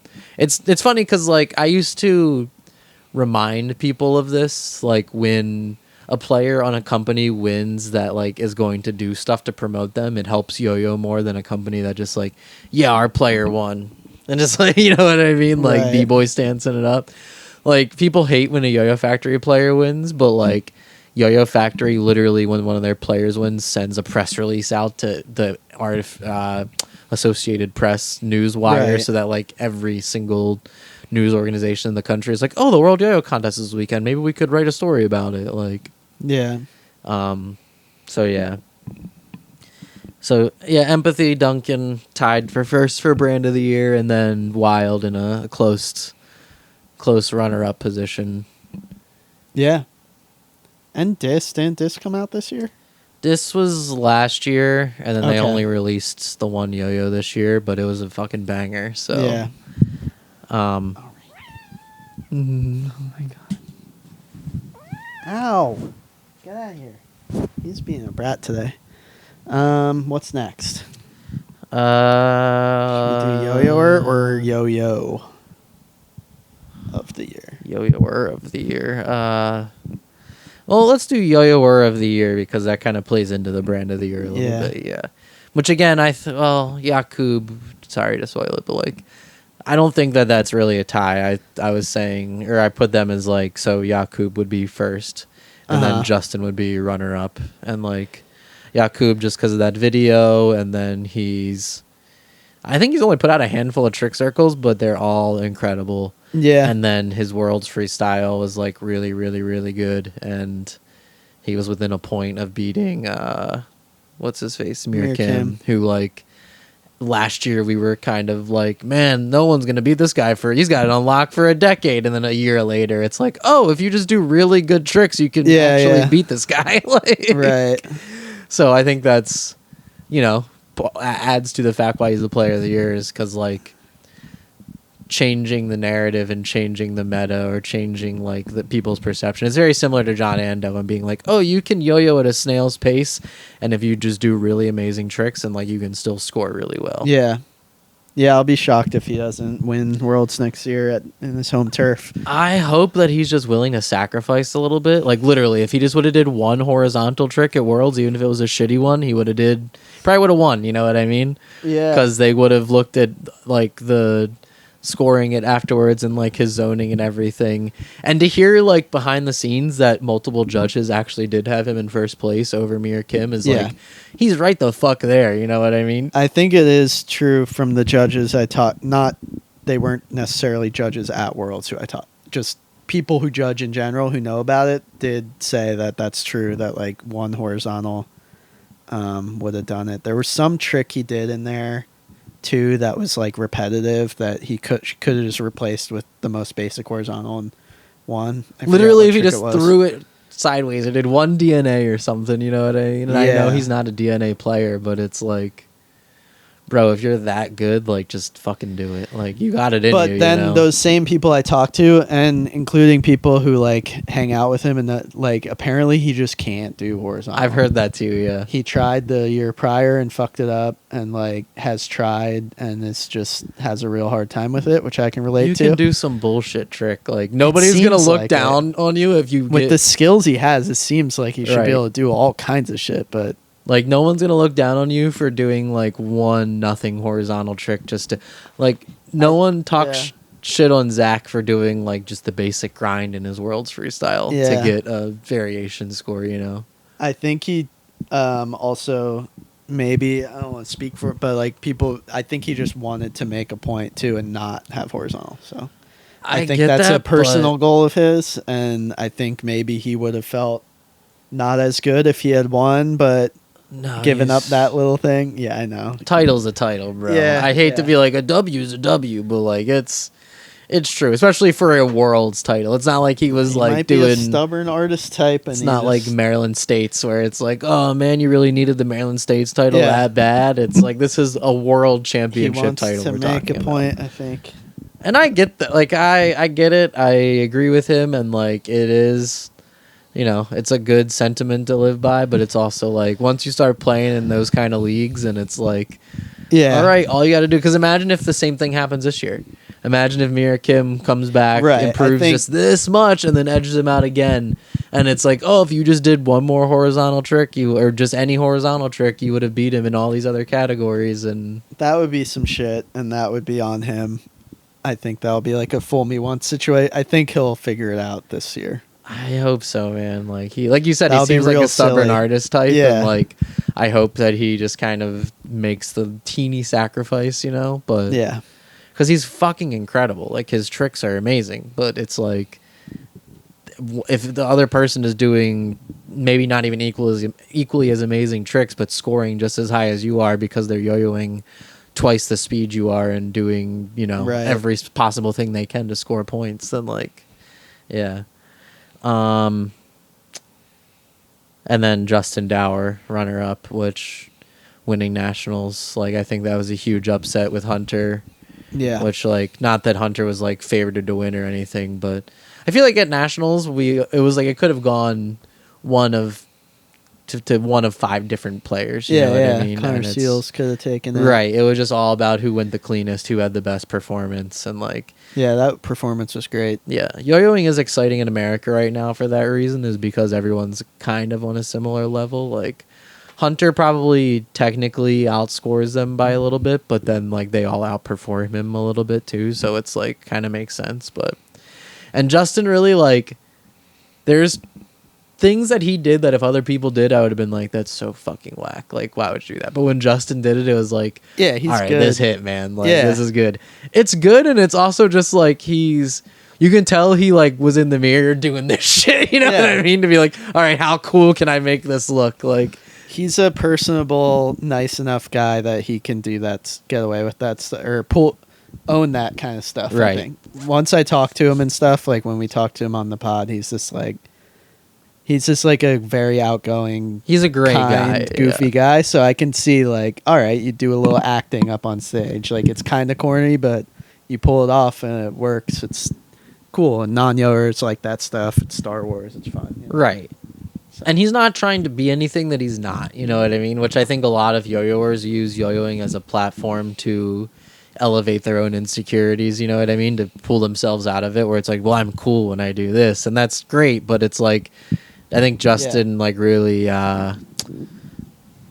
embraces who he is as a person and is like okay and comfortable with it. And that's why we all fuck with it, I'll take some corny Star Wars from Justin over cringe anime stuff anytime, bro. Which is insane how much that's Like, happening right yeah, now. Like that's got the it. amount of soundtracks and all Yeah. that shit that's going down it really amazes me how. Just keep it goofy. Don't get regular too that serious. is, yeah. That shit's Or if you're gonna be serious, just do something that matches your personality, or like I don't Yeah. know, like just or isn't too on the nose in terms of like all these yo-yo people probably watch fucking anime, huh? And then it's like, yeah, I'm gonna use a Naruto song, or I don't even know any animes. I'm Yeah. just pulling it out of my ass. But it's like, yeah, it's crazy to me. Do you want to open the box Yeah. from Dan before we do Yes. the last couple categories? Let me first open my box from Higby. Okay. BigYoyoArt.com. I ordered a cool Higby piece to add to my I wish I collection. had a house that I could commission some things from him or I buy know. some things for him It from is him. the best part of Home ownership is buying Higby art. Higby art. Ooh, he sent me a print too. This is what I ordered. Look at that. That's cute. And then you put it like that. You can put it there. You can put it on a door frame. If you mount it somewhere, you think your cat could play with it? Yeah. Is that kind of the You'd point? probably break it. I think it's just cool looking. Look at that. That's fun. Look at that. Would you look at that? And then we have from Danny Amir down in Florida, package to Jake Bullock and Tyler Severance. It's Yeah. a big box too. Let's see what's inside. I kind of hate that it's the flaps are overflapped like the Higby box is. It makes it very safe to ship, but it's also very difficult to open. Yeah. I really appreciate it though, Dan. Thank you for, for sending it. I'm not saying I hate the package. It's very funny. Man. Right covers. I think that's just maybe one Yeah. of the events he was doing or something. All right. Damn. So The Florida Got State a bag stuff. for Tyler Oh, wow. and a bag for Jake. How cute is this? Look at that. Thank you for supporting the 2024 Florida State Yo-Yo Contest. You are a legend.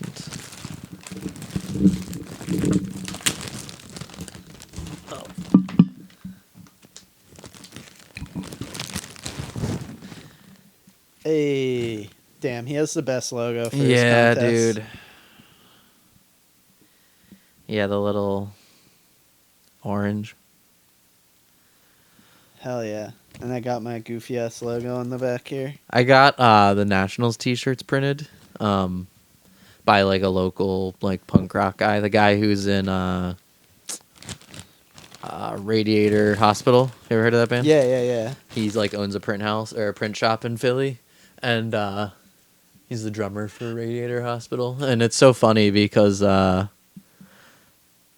is that one? What edition? I got an Illinois State one. Oh, I got Florida. Nice. That Yeah, one sponsored translucent? both. Hold it up to the light, or is it Nah, marble? it's just foggy from being cold. Oh, It's okay, just okay. black. Yeah, and he was printing it. Oh, he sent stickers too. Sweet. Damn, they got their own baggies printed. Imagine this is like a weed baggie. You can fit a whole 3 ounces of weed in here. Yo, I got another shirt. The Windy City Wind Up. What's that? That's kind of fun. Oh, that's cool. Oh, I guess that's the Illinois States. Hell yeah. He definitely does have the coolest, funnest contest artwork. Whoa. It's cool. What's in the envelope? Some cool. You put all this stuff together. Duncan presents. Gib. Yeah, that Gib. Yeah, that good. That's fun. Scorecards. Whole fucking custom bag. Hell yeah. Damn, you got stickers too?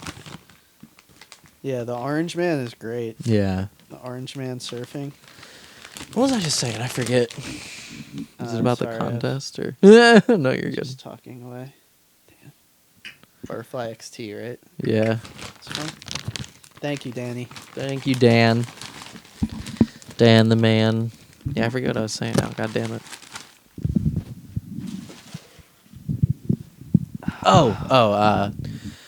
So Jeff printed all the Nationals t-shirts and then like he measured the mic real quick. He was like talking to like someone else that he was making t-shirts for, and he's like, "Oh yeah, like we have to bump your order a few days because this yo-yo contest just ordered like 500 shirts from us, whatever." He was like, "For real, dude? Like, can you print me one?" And he's like, I don't think you really want one. Like, it's not like a cool like Yeah. concert t-shirt. It is literally like the fucking National Yo-Yo League shield and then all the sponsors on the back. Like, yeah.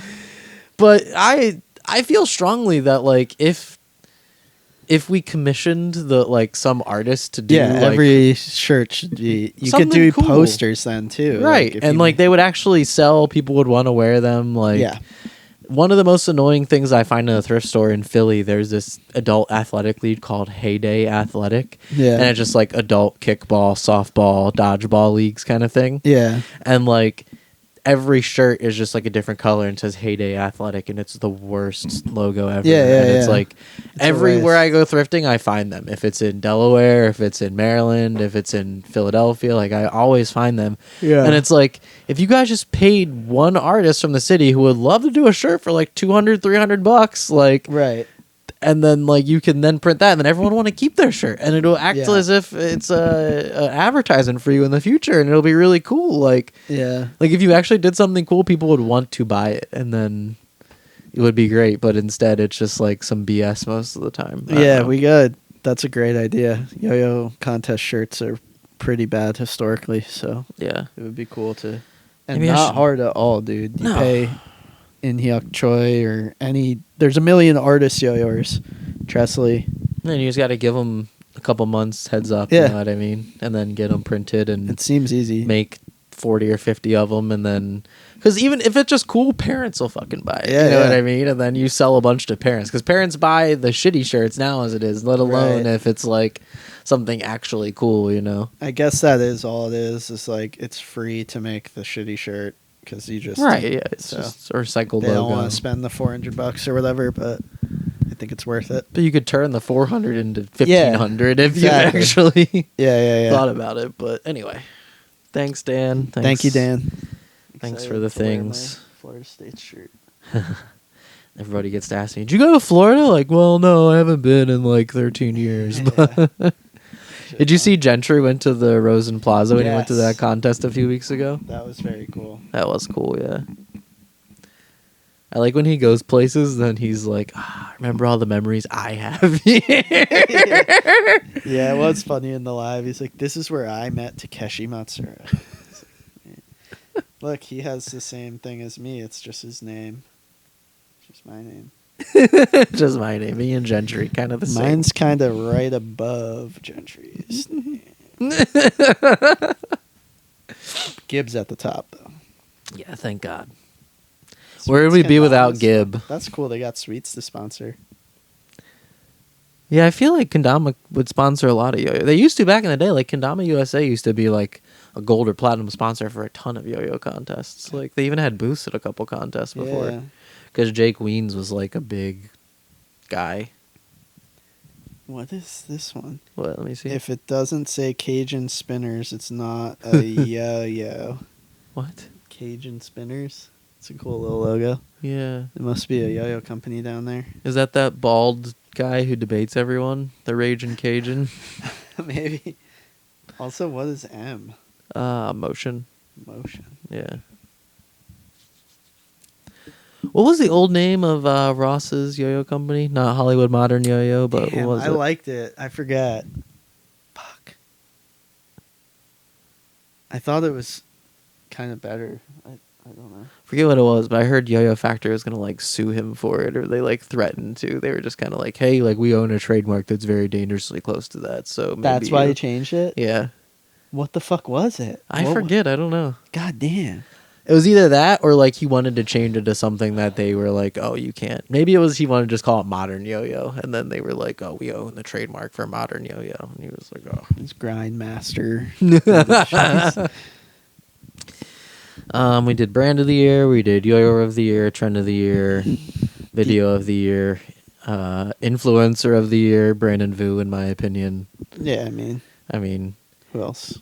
they've all He done. made some cool vlog. His world's vlog was really good. Yeah, Yeah, like very interesting, like all the way day by day through, and it was cool because it was him and his team all competing. So it was like that's sick. neat to see that point of view. Yeah, he's the only yo-yo influencer that's really creating like a lifestyle vibe out of it versus Yeah. everyone else. It's just like a novelty, and it's like that's why all the kids really fuck with him. Not that no one doesn't fuck with Angelo or anything, but it's like I see way more people that are like they're growing with Brandon Vu, but they're also like becoming a fan of him through those things instead of like Right. it's very easy for you to age out of the Angelo content or just skill out of it where it's like yes, oh, I'm he's better still than just this, so. doing Godspeeds or what's?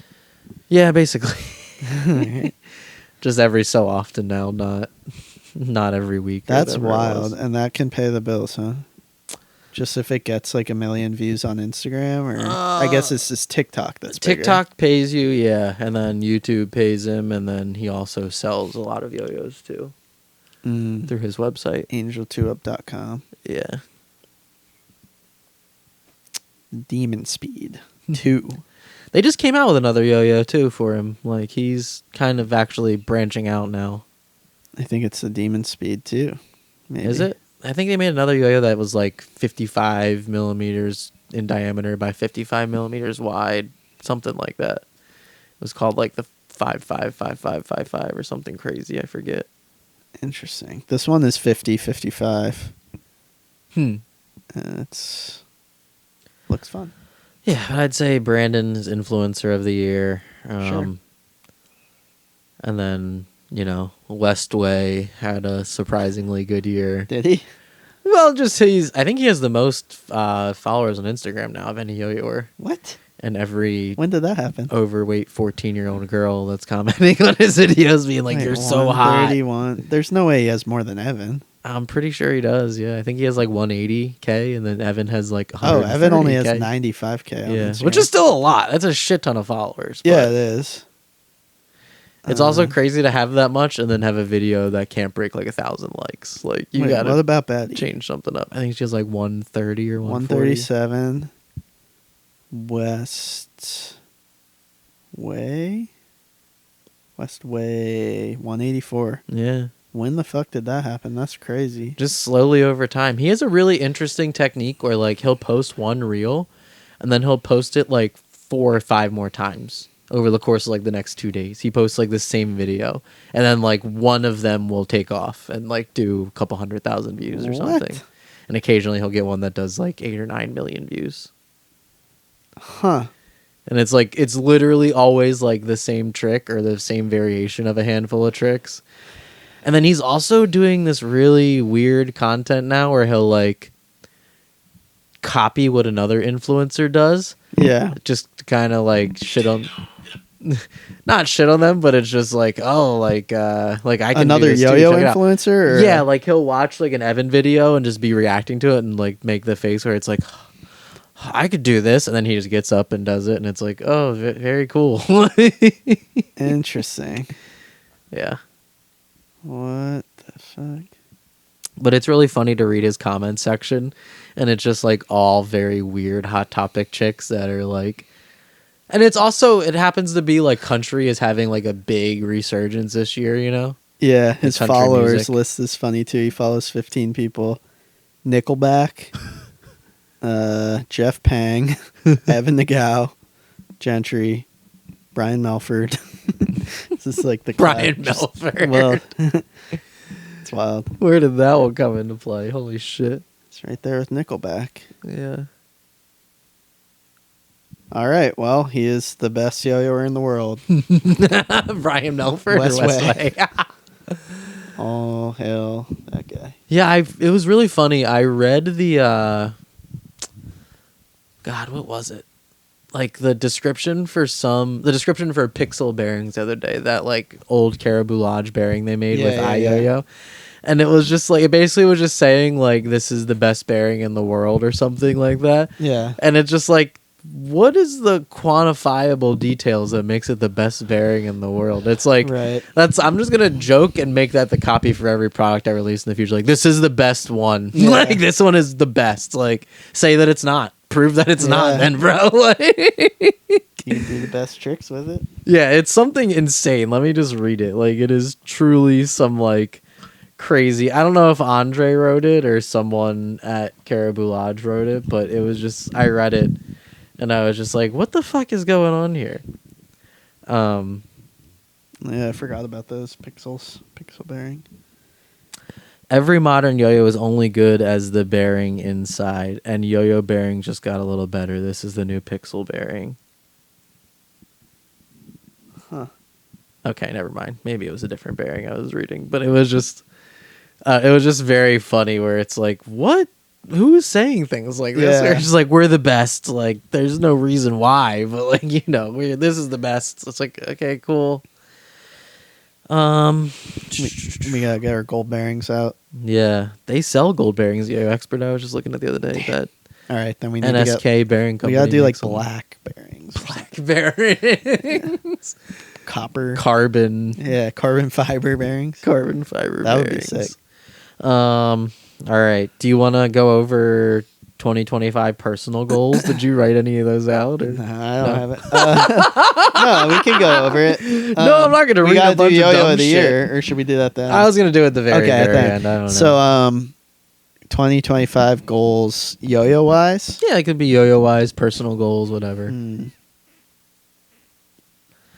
Like, I want to make new tricks in 2025 because Yeah, I've been doing That's a good literally goal. the same tricks forever now, and like yeah. they're good, but it's like I want to do something. That's a I'm great tired of goal. picking through the same 20 tricks when I do a video. Yeah, I gotta get just inspired. I've been in a real slump the past. I haven't posted anything in a long time, and like I have nothing. I have like 2 tricks I'm working on, but it's just it comes in Dude, it's ups and hard. downs. Yeah, you There's really- times where I'm like pumping them once a week. I have something I feel like I want to show people, but I haven't had anything. And You got to yo-yo consistently for like the 25, 30 minutes to even get in the groove of being creative. And it's then, also partly, I think, I yo-yo outside at work a lot, yeah. and now it's cold. I can't yo outside. And yo-yoing outside is just like always better. You're outside. It's nice out.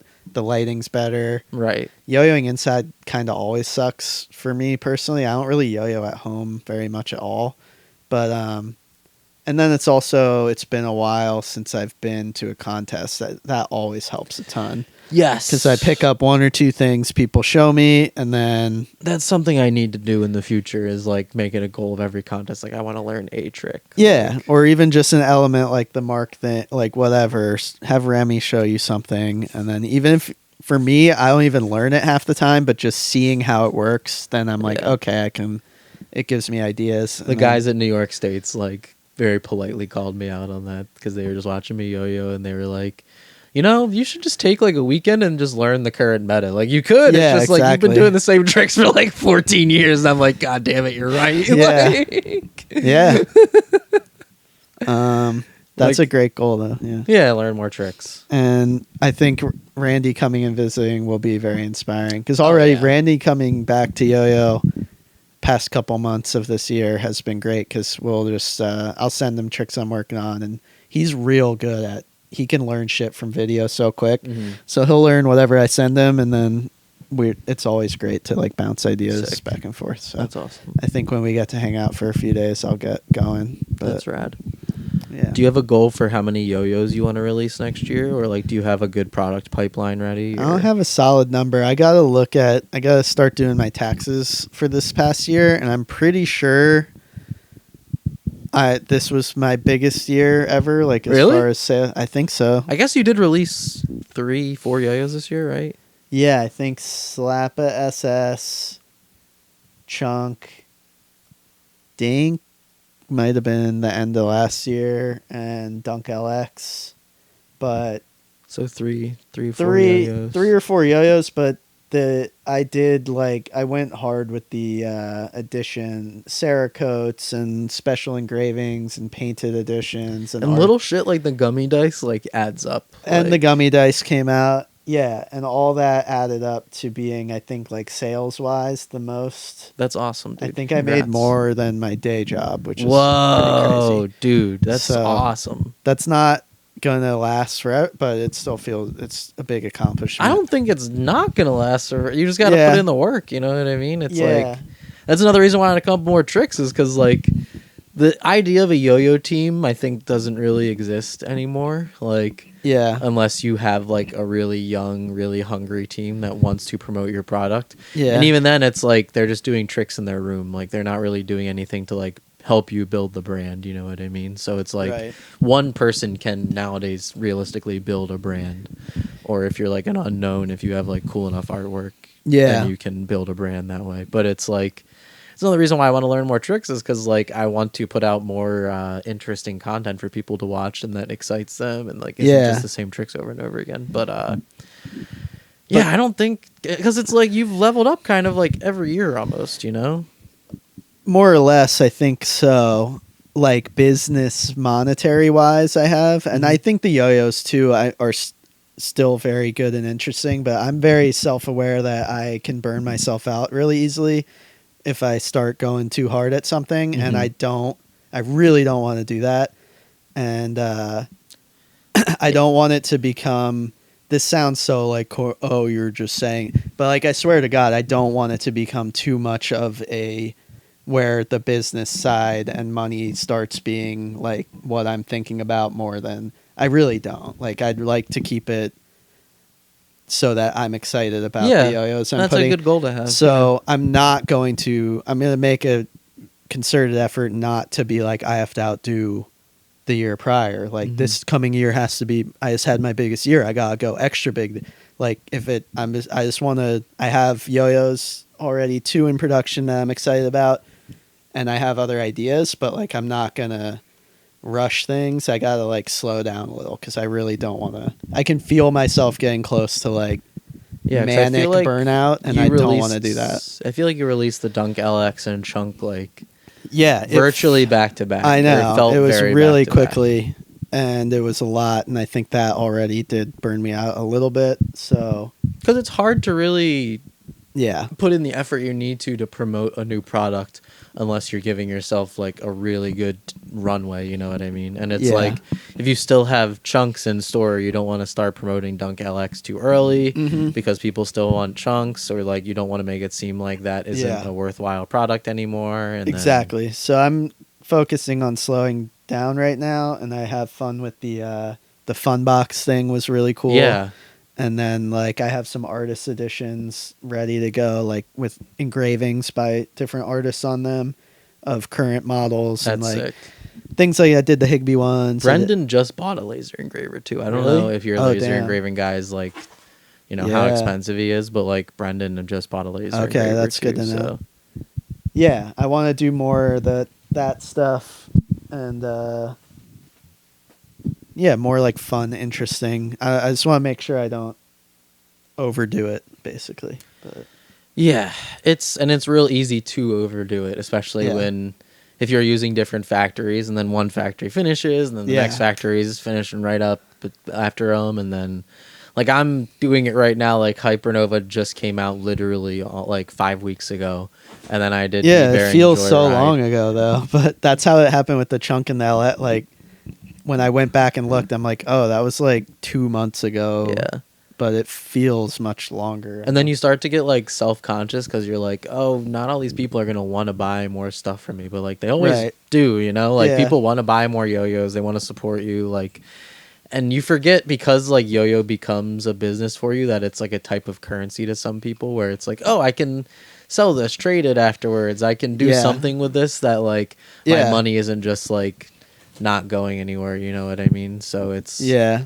I don't know. Because if you, I don't know, and you and I both, I don't buy a lot of yo-yos anymore, but like, you know, when you're really interested in it, you do end up buying a lot of shit. So it's Right. like, there's always people, and then new people get interested every so often, or like every time you release something, you're going to get a couple dozen new customers that like, if they really like the yo-yo, they're going to want to participate in the next release. And Yeah.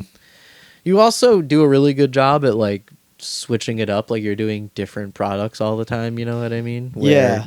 Like it's so easy to just make like, you know, a bunch of different mono metals, and it's like, oh, cool. And even if they are drastically different, it's still kind of the same Right. thing over and over again. Versus like when you make something completely different, it works out, you know? Yeah. Yeah, I would love to do like 10 yo-yos next year over the course That'd of be the crazy. year. Yeah. Which that's a yo-yo like every 4 to 5 weeks. Yeah. It's doable. You just got to really keep your foot on the pedal to like keep shit moving. And then I want to do like a run of first base every quarter, like a big Yeah. run of like 2,000 to 3,000 pieces. That's like, a good idea, I think. Yeah. More first base. Because I like this last drop, I sold as many first bases as I did joyrides, which is like really cool. Like next year will be the 10-year anniversary of first base. That's and it's big. like I feel like it's just as relevant as ever. Like people like organic shaped yo-yos. You got to do more something now cool than for maybe. that. I'm doing it's 5 years of Dunk this year, 2025. Yeah. So I got stuff for that. I think I'm gonna do a new fruit series. Yeah, Like that's a different great fruits, idea. Yeah. Those were so good. Fruits, no, vegetables would not be as cool. I thought about it though, just do it like a not necessarily calling it produce, but like an avocado first base would be fucking That would sick. be You know cool. what I mean? Brussels sprout would not be cool, but There's other cool veggies though. Yeah. A fucking Carrot. corn first base would be sick. corn, yeah. Just an ear of corn on it. That would be awesome. It would be sick if I could get a pad print on the gap of the yo-yo to make it all look like a big ear Damn. of corn. That would be crazy. But there's also a lot of good fruits that I haven't touched on yet either. So Yeah. I also thought about just retroing some of the old ones, like doing the 4 or 5 most popular ones. But like Yeah. those were also as popular as they were because like the dragon fruit was Kieran, who was Right. like even back then a really popular player, and then same with the peach, that was a mod. So it's like that was a popular player, really popular color. Like it all worked out. Yeah. So. But yeah, I want to do like 10 yo-yos next year plus the first base, like a bunch of first bases. Which even that in itself is like a creatively daunting task to come up with that many different editions of first base. Like if I do if I do 2,000 each run and I'm doing 500 a color, that's 5, 10, 15, 20, 4, 8, 12, 16 editions to do next year, which is like an insane amount. You know what I mean? You gotta do something with Seth on the first base. Yeah, I could. I was talking to him earlier about retroing the Ego. Remember that yo-yo? Yeah. It was a really good yo-yo back in the day. It was. And like if you remade it with like current technology capabilities, cool. like it would be a lot better, yeah. Yeah, and I want to do more recess apparel too, because like people always like my shirts and hats and stuff, but like it's just so sporadic and few and far between. But I feel like if every yo-yo drop, I also just had one shirt dropping, you know what I mean? And that I don't have to make a ton. I can make like 50, and then that's like the only amount there is. And then if like it's really popular, if stores really want it, I can print more. But yeah, I've noticed like yo-yo stores are kind of like, it's ironic that like I also had like a banner year in terms of sales. I've sold more direct this year than I have ever before. Nice. And it's partially because I retroed a very popular yo-yo of mine that hasn't been around for a long time. But, you know, it's ironic how yo-yos are still selling really well, but stores are like ordering less than they have in previous years, you know? I think it's just there's more. More brands. And like they kind of have to watch who they order from. Not that like ours wouldn't sell, but it's like if one of those like a fucking sleeper hit like that Turner return top yo-yo comes out, it's like, oh, we need to buy 100 of these if possible, versus like whatever yo-yos we release. It's like, yeah, I'll take fucking 50 of them. That's great. Like cool. Which is still a lot of yo-yos to buy, but you know, some yo-yos sell quicker than others, and then whatever. But it'll come back. There was just like a renaissance when I first started Recess, where it's like, oh, there's all these stores, they're all buying a crazy amount of yo-yos, like, and it's great. And then now it's dwindled down to maybe like 8 stores worldwide or something. Like, it sounds dumb, but it's like the more you post about it, people are aware of it, and then they're like, oh, well, the next time I order from this place, then I'll order one of these too. Or like they get a hankering for a new yo-yo and they're like, oh, let me try this one, and then want to order it from somewhere. But what were the other things that Recess apparel. I want to make a ton of yo-yos next year. I already have like 5 really good, strong designs in the pipeline, which I'm excited about. And so that brings me into the summer release, which is fucking crazy to say. I've never been this organized with Recess before, which is great. But and I want to make a full-length video, but like that takes a lot of work and effort.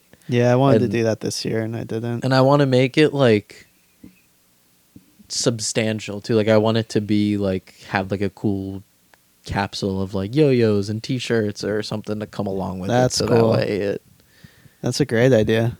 Yeah, because I just think that there's enough people that are interested in yo-yo now from an artistic standpoint that want to visually and mentally and emotionally ingest something like that, you know what I mean? Like they're tired of being fed like the same fast food content, and it's like oh, they want something they can actually like chew on, so to speak, and sit with and like watch multiple times. And maybe I just should kind of approach it from like, if I made like a 25-30 minute video, that would be, you know, 4 or 5 people's full length parts and then like a couple montages from contests or something like that. So that would be cool. Yeah, it's a good idea. I think I'll try to do like a cool clip video of VA states and just sit on the footage, so that way it is good. But yeah, full length video. I have so many notes that I've come up with that I'm like, this would be so dope to do. It's cool. Like I really fuck with it. And then I filmed like a John Wolfe video at one time, and I was like telling him for like a month in advance, I'm coming out to Pittsburgh this weekend, like let's film. And then like he just totally shit the bed and like didn't have any tricks. Like he drug me out to like a cool spot to film somewhere, and then we're just kind of like standing there like trying to work out the tricks as he's doing them. And I'm like, oh my god, dude, this is hard to watch. Like, damn. And he felt bad, and like I apologized to him afterwards, but I was just like, oh man, this does not bode well for the other things I want to do with this. So Yeah, it's tough, man. But it's doable. I wonder how much of that too is. I never really thought about it, but back when Save Death was coming out, like we were just talking about, not everyone could film themselves and make their own videos. So for someone like Boyd Seth or whoever in those videos, it was like a big opportunity to get to have your tricks filmed.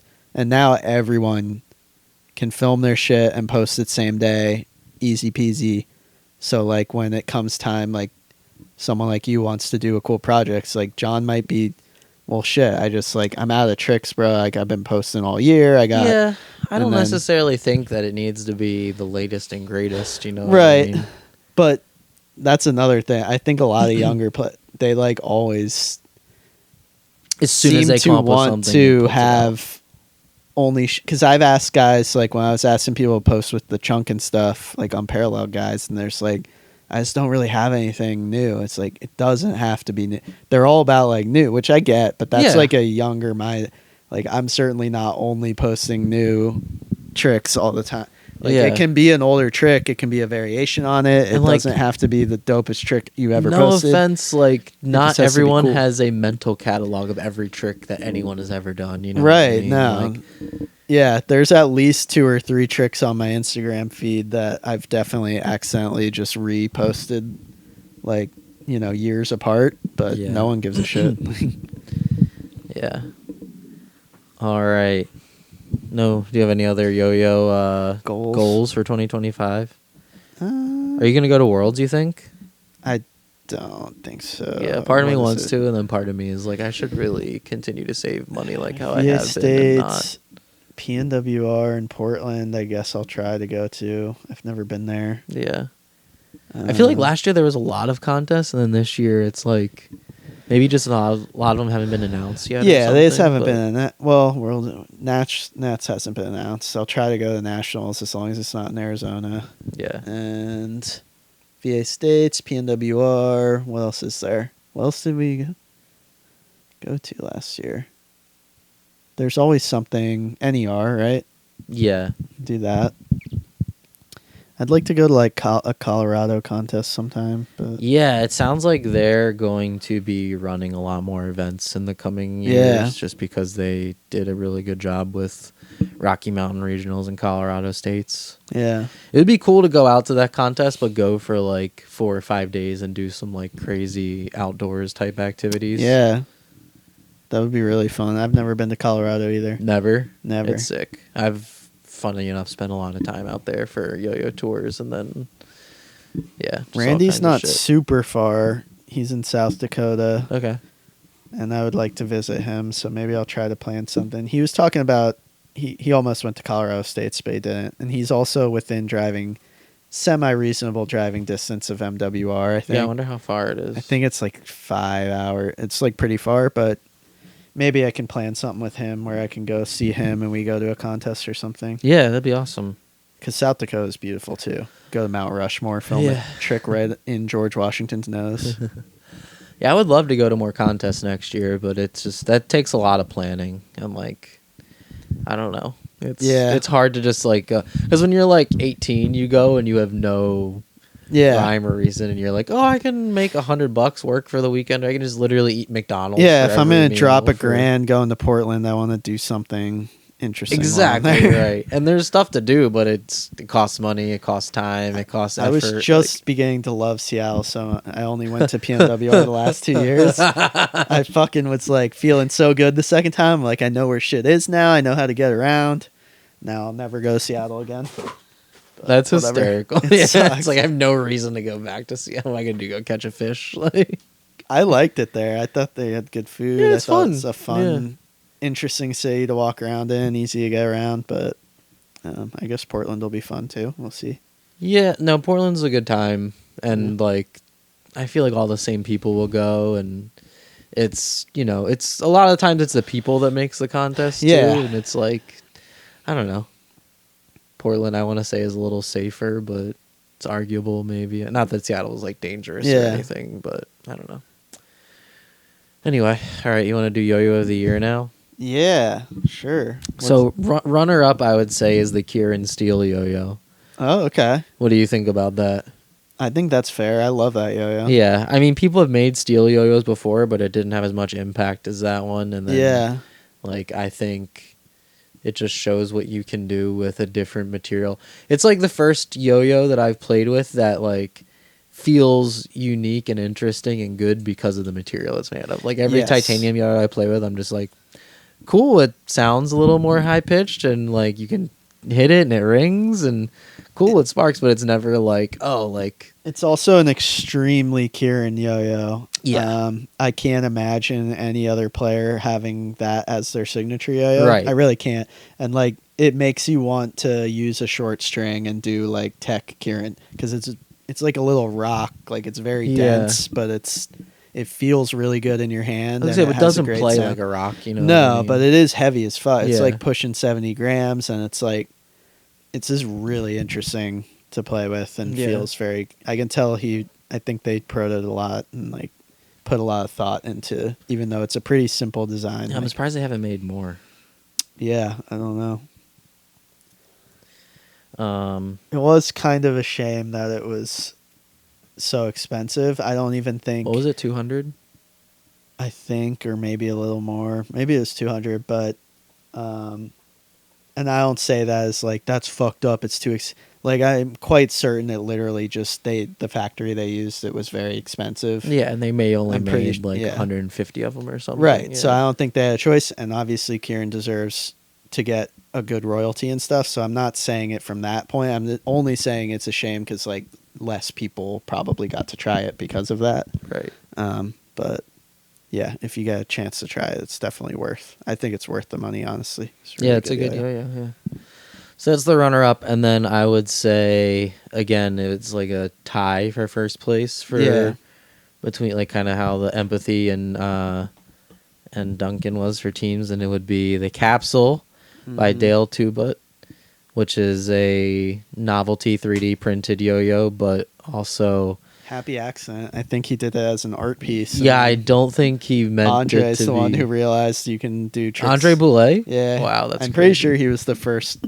he, like, came up to the table at Nationals and like, immediately did that on the table. Really? Because I haven't seen anyone really play with them like that until right around that time, and then that was like how everyone. I'm pretty played sure them Nats. afterwards. Yeah, that's the first place I saw it because Tyler from Unparalleled brought one and had it at the booth. That's awesome. So I'm pretty sure you can thank Andre. I mean, everyone would have figured That's that awesome. out. I don't know if they would have or not, man. Like, yeah, because it seems like that would make it super unstable. You know what I mean? Like spinning on the side like that. And also, Andre's like a spin top player, so he kind of like just likes to fuck around with stuff like that. It works perfectly though, and that's pretty much what you would want one for. Yeah, I remember seeing the pictures of it and just being like, "Oh, cool!" Like it just packaged like in a. Yeah, it's just like it was a Great. little art project for him. I think he made the cool video with it where he disassembled, like takes it out, like it's a little whatever those capsules are called that you get toys in. Called, yeah. And then Some Japanese word. And it was just clever until it's actually functional as well. Yeah, because this shit really turns, no pun intended, the yo-yo community on its head or side for the year. Like it really, like the most, like hardcore players who aren't caught dead doing like any sort of novelty type shit are throwing it on the ground and doing fun, cool tricks with it, and it's extremely fun. Yeah, which is what yo-yo's all about. And I think when you find something that supersedes like not only that level of like echelon when it comes to yo-yoing, like people who take it super hardcore and serious and they do something like this and they have fun with it again. Yeah. Like that's saying something, you know what I mean? It's like when someone comes up with a new trick and it's comparable to like Boingy Boing or Rock the Baby or something where it's like, damn, this is fucking ill. Like this is awesome. So this is a great yo-yo. And then also the fact that it's 3D printed is like... Yeah, that's just historically important. That's right. Cool. I don't know 3D printed yo-yo before this has ever been good. They've all been bad. Like Ross has some good ones now. Yes. Yeah, and you're right. But they're getting good. But they all kind of came out around a similar time frame. I don't know if it's like the new 3D printers or maybe they're all sharing tech with each other of how to print them and make them better or whatever the case may be, because like they're better than ever, you know what I mean? Like you could feasibly make a company of just, which I guess Dale has kind of done. No, there is. There's what's it called on here?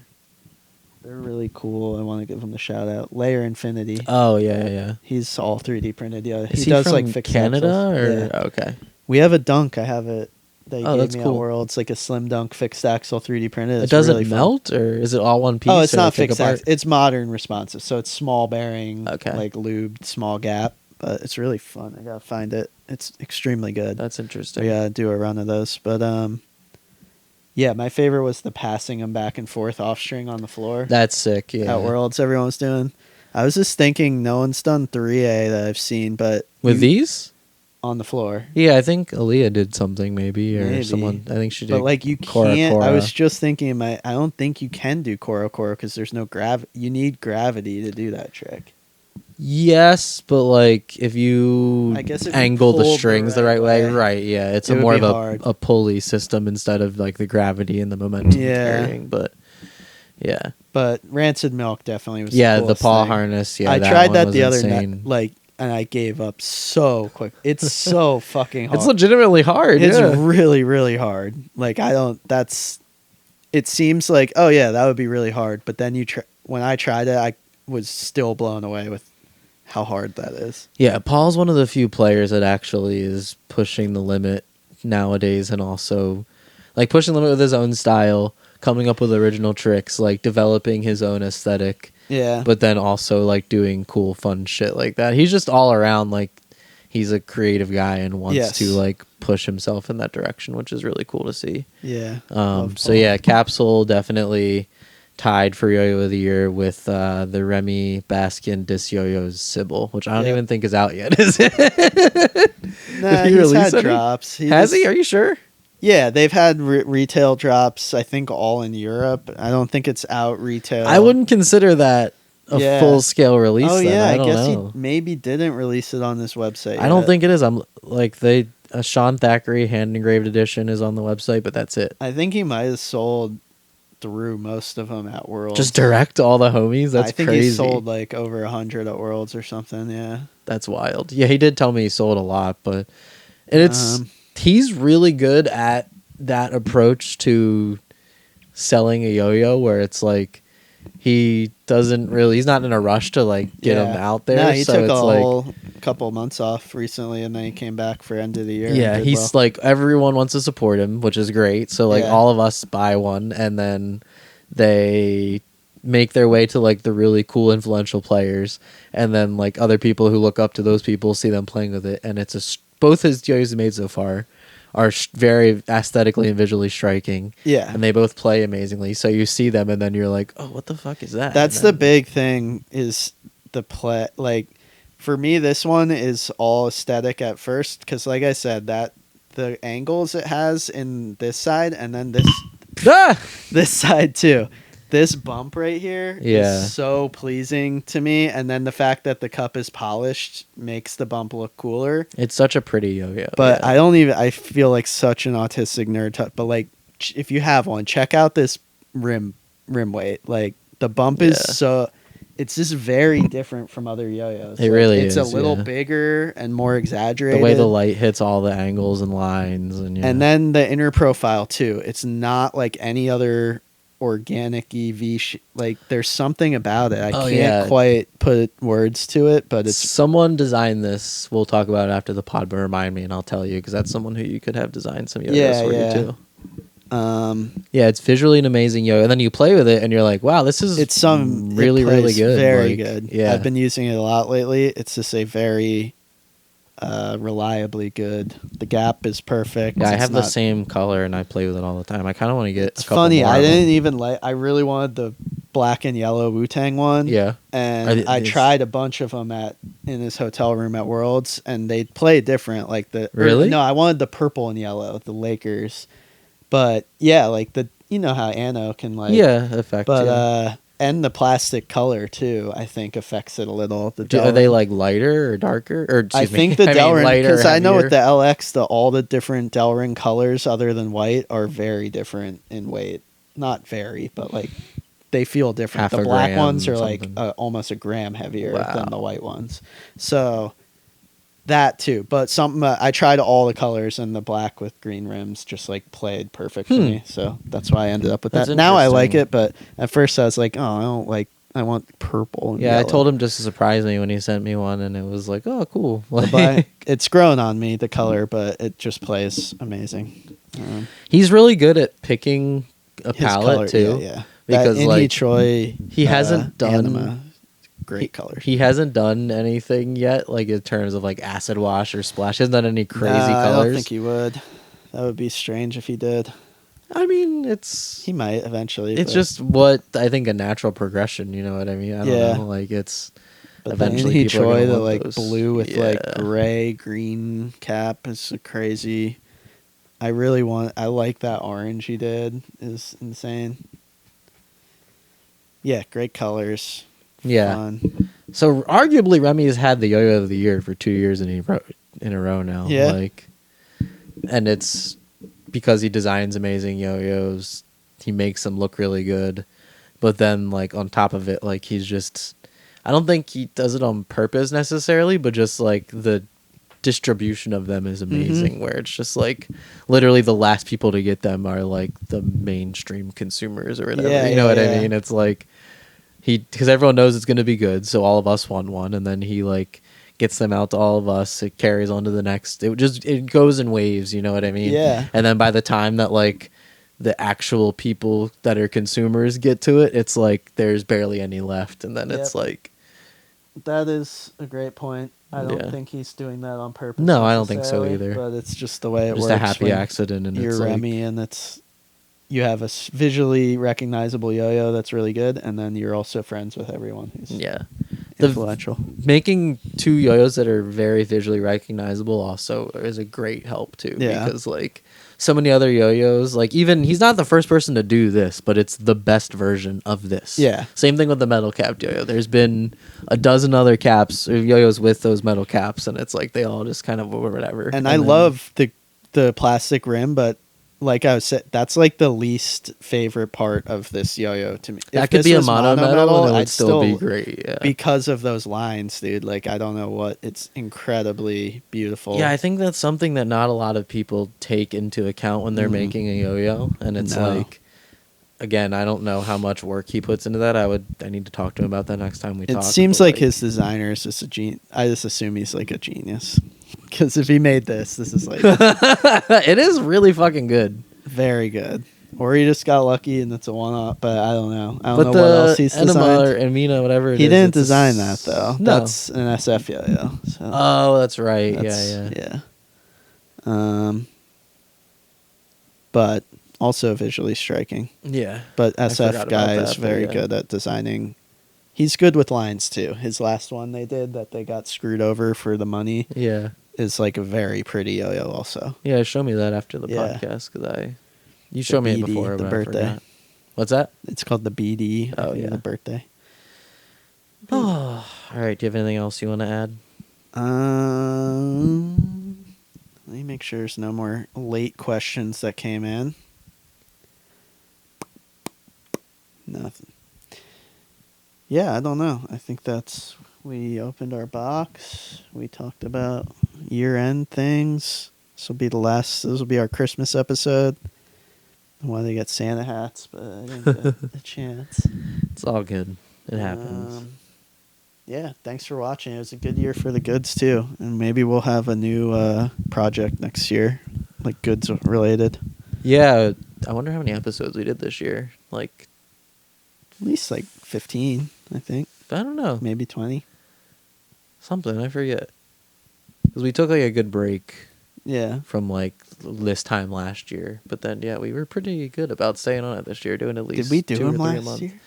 Yeah, we did a good chunk last year. Like, and then we started to do like the reaction videos and stuff like that. Oh well, that was like 2022. That was a while ago when we were still drinking. Yeah. When we were still when you were drinking. showing up with a suitcase full of dab gear, and I was drinking half a fifth of whiskey and vodka because I was nervous to be on camera. Good time. Come a long way, bro. Yeah. We've really grown up. You got a sweater on. I'm stone sober. We Off both have everything. collars. Yeah, got this Yeah, we're doing better. It was a good but year, yeah. The podcast is better than ever. And what was I gonna say? Oh yeah, our cool plan. That'll be Yeah. fun. Maybe we'll. We gotta do that. Yeah. Oh Let's yeah, talk we're about definitely that. gonna do it. But I mean, like maybe we'll unveil it like. New Year. Yeah, something First like quarter. that. Yeah, first episode of the next year or something. Yeah. Start to kind of talk about it a little bit. Yeah, and let's tell get people some to get ready samples for it, going. and And, well, we already got one down. But yeah. hell yeah.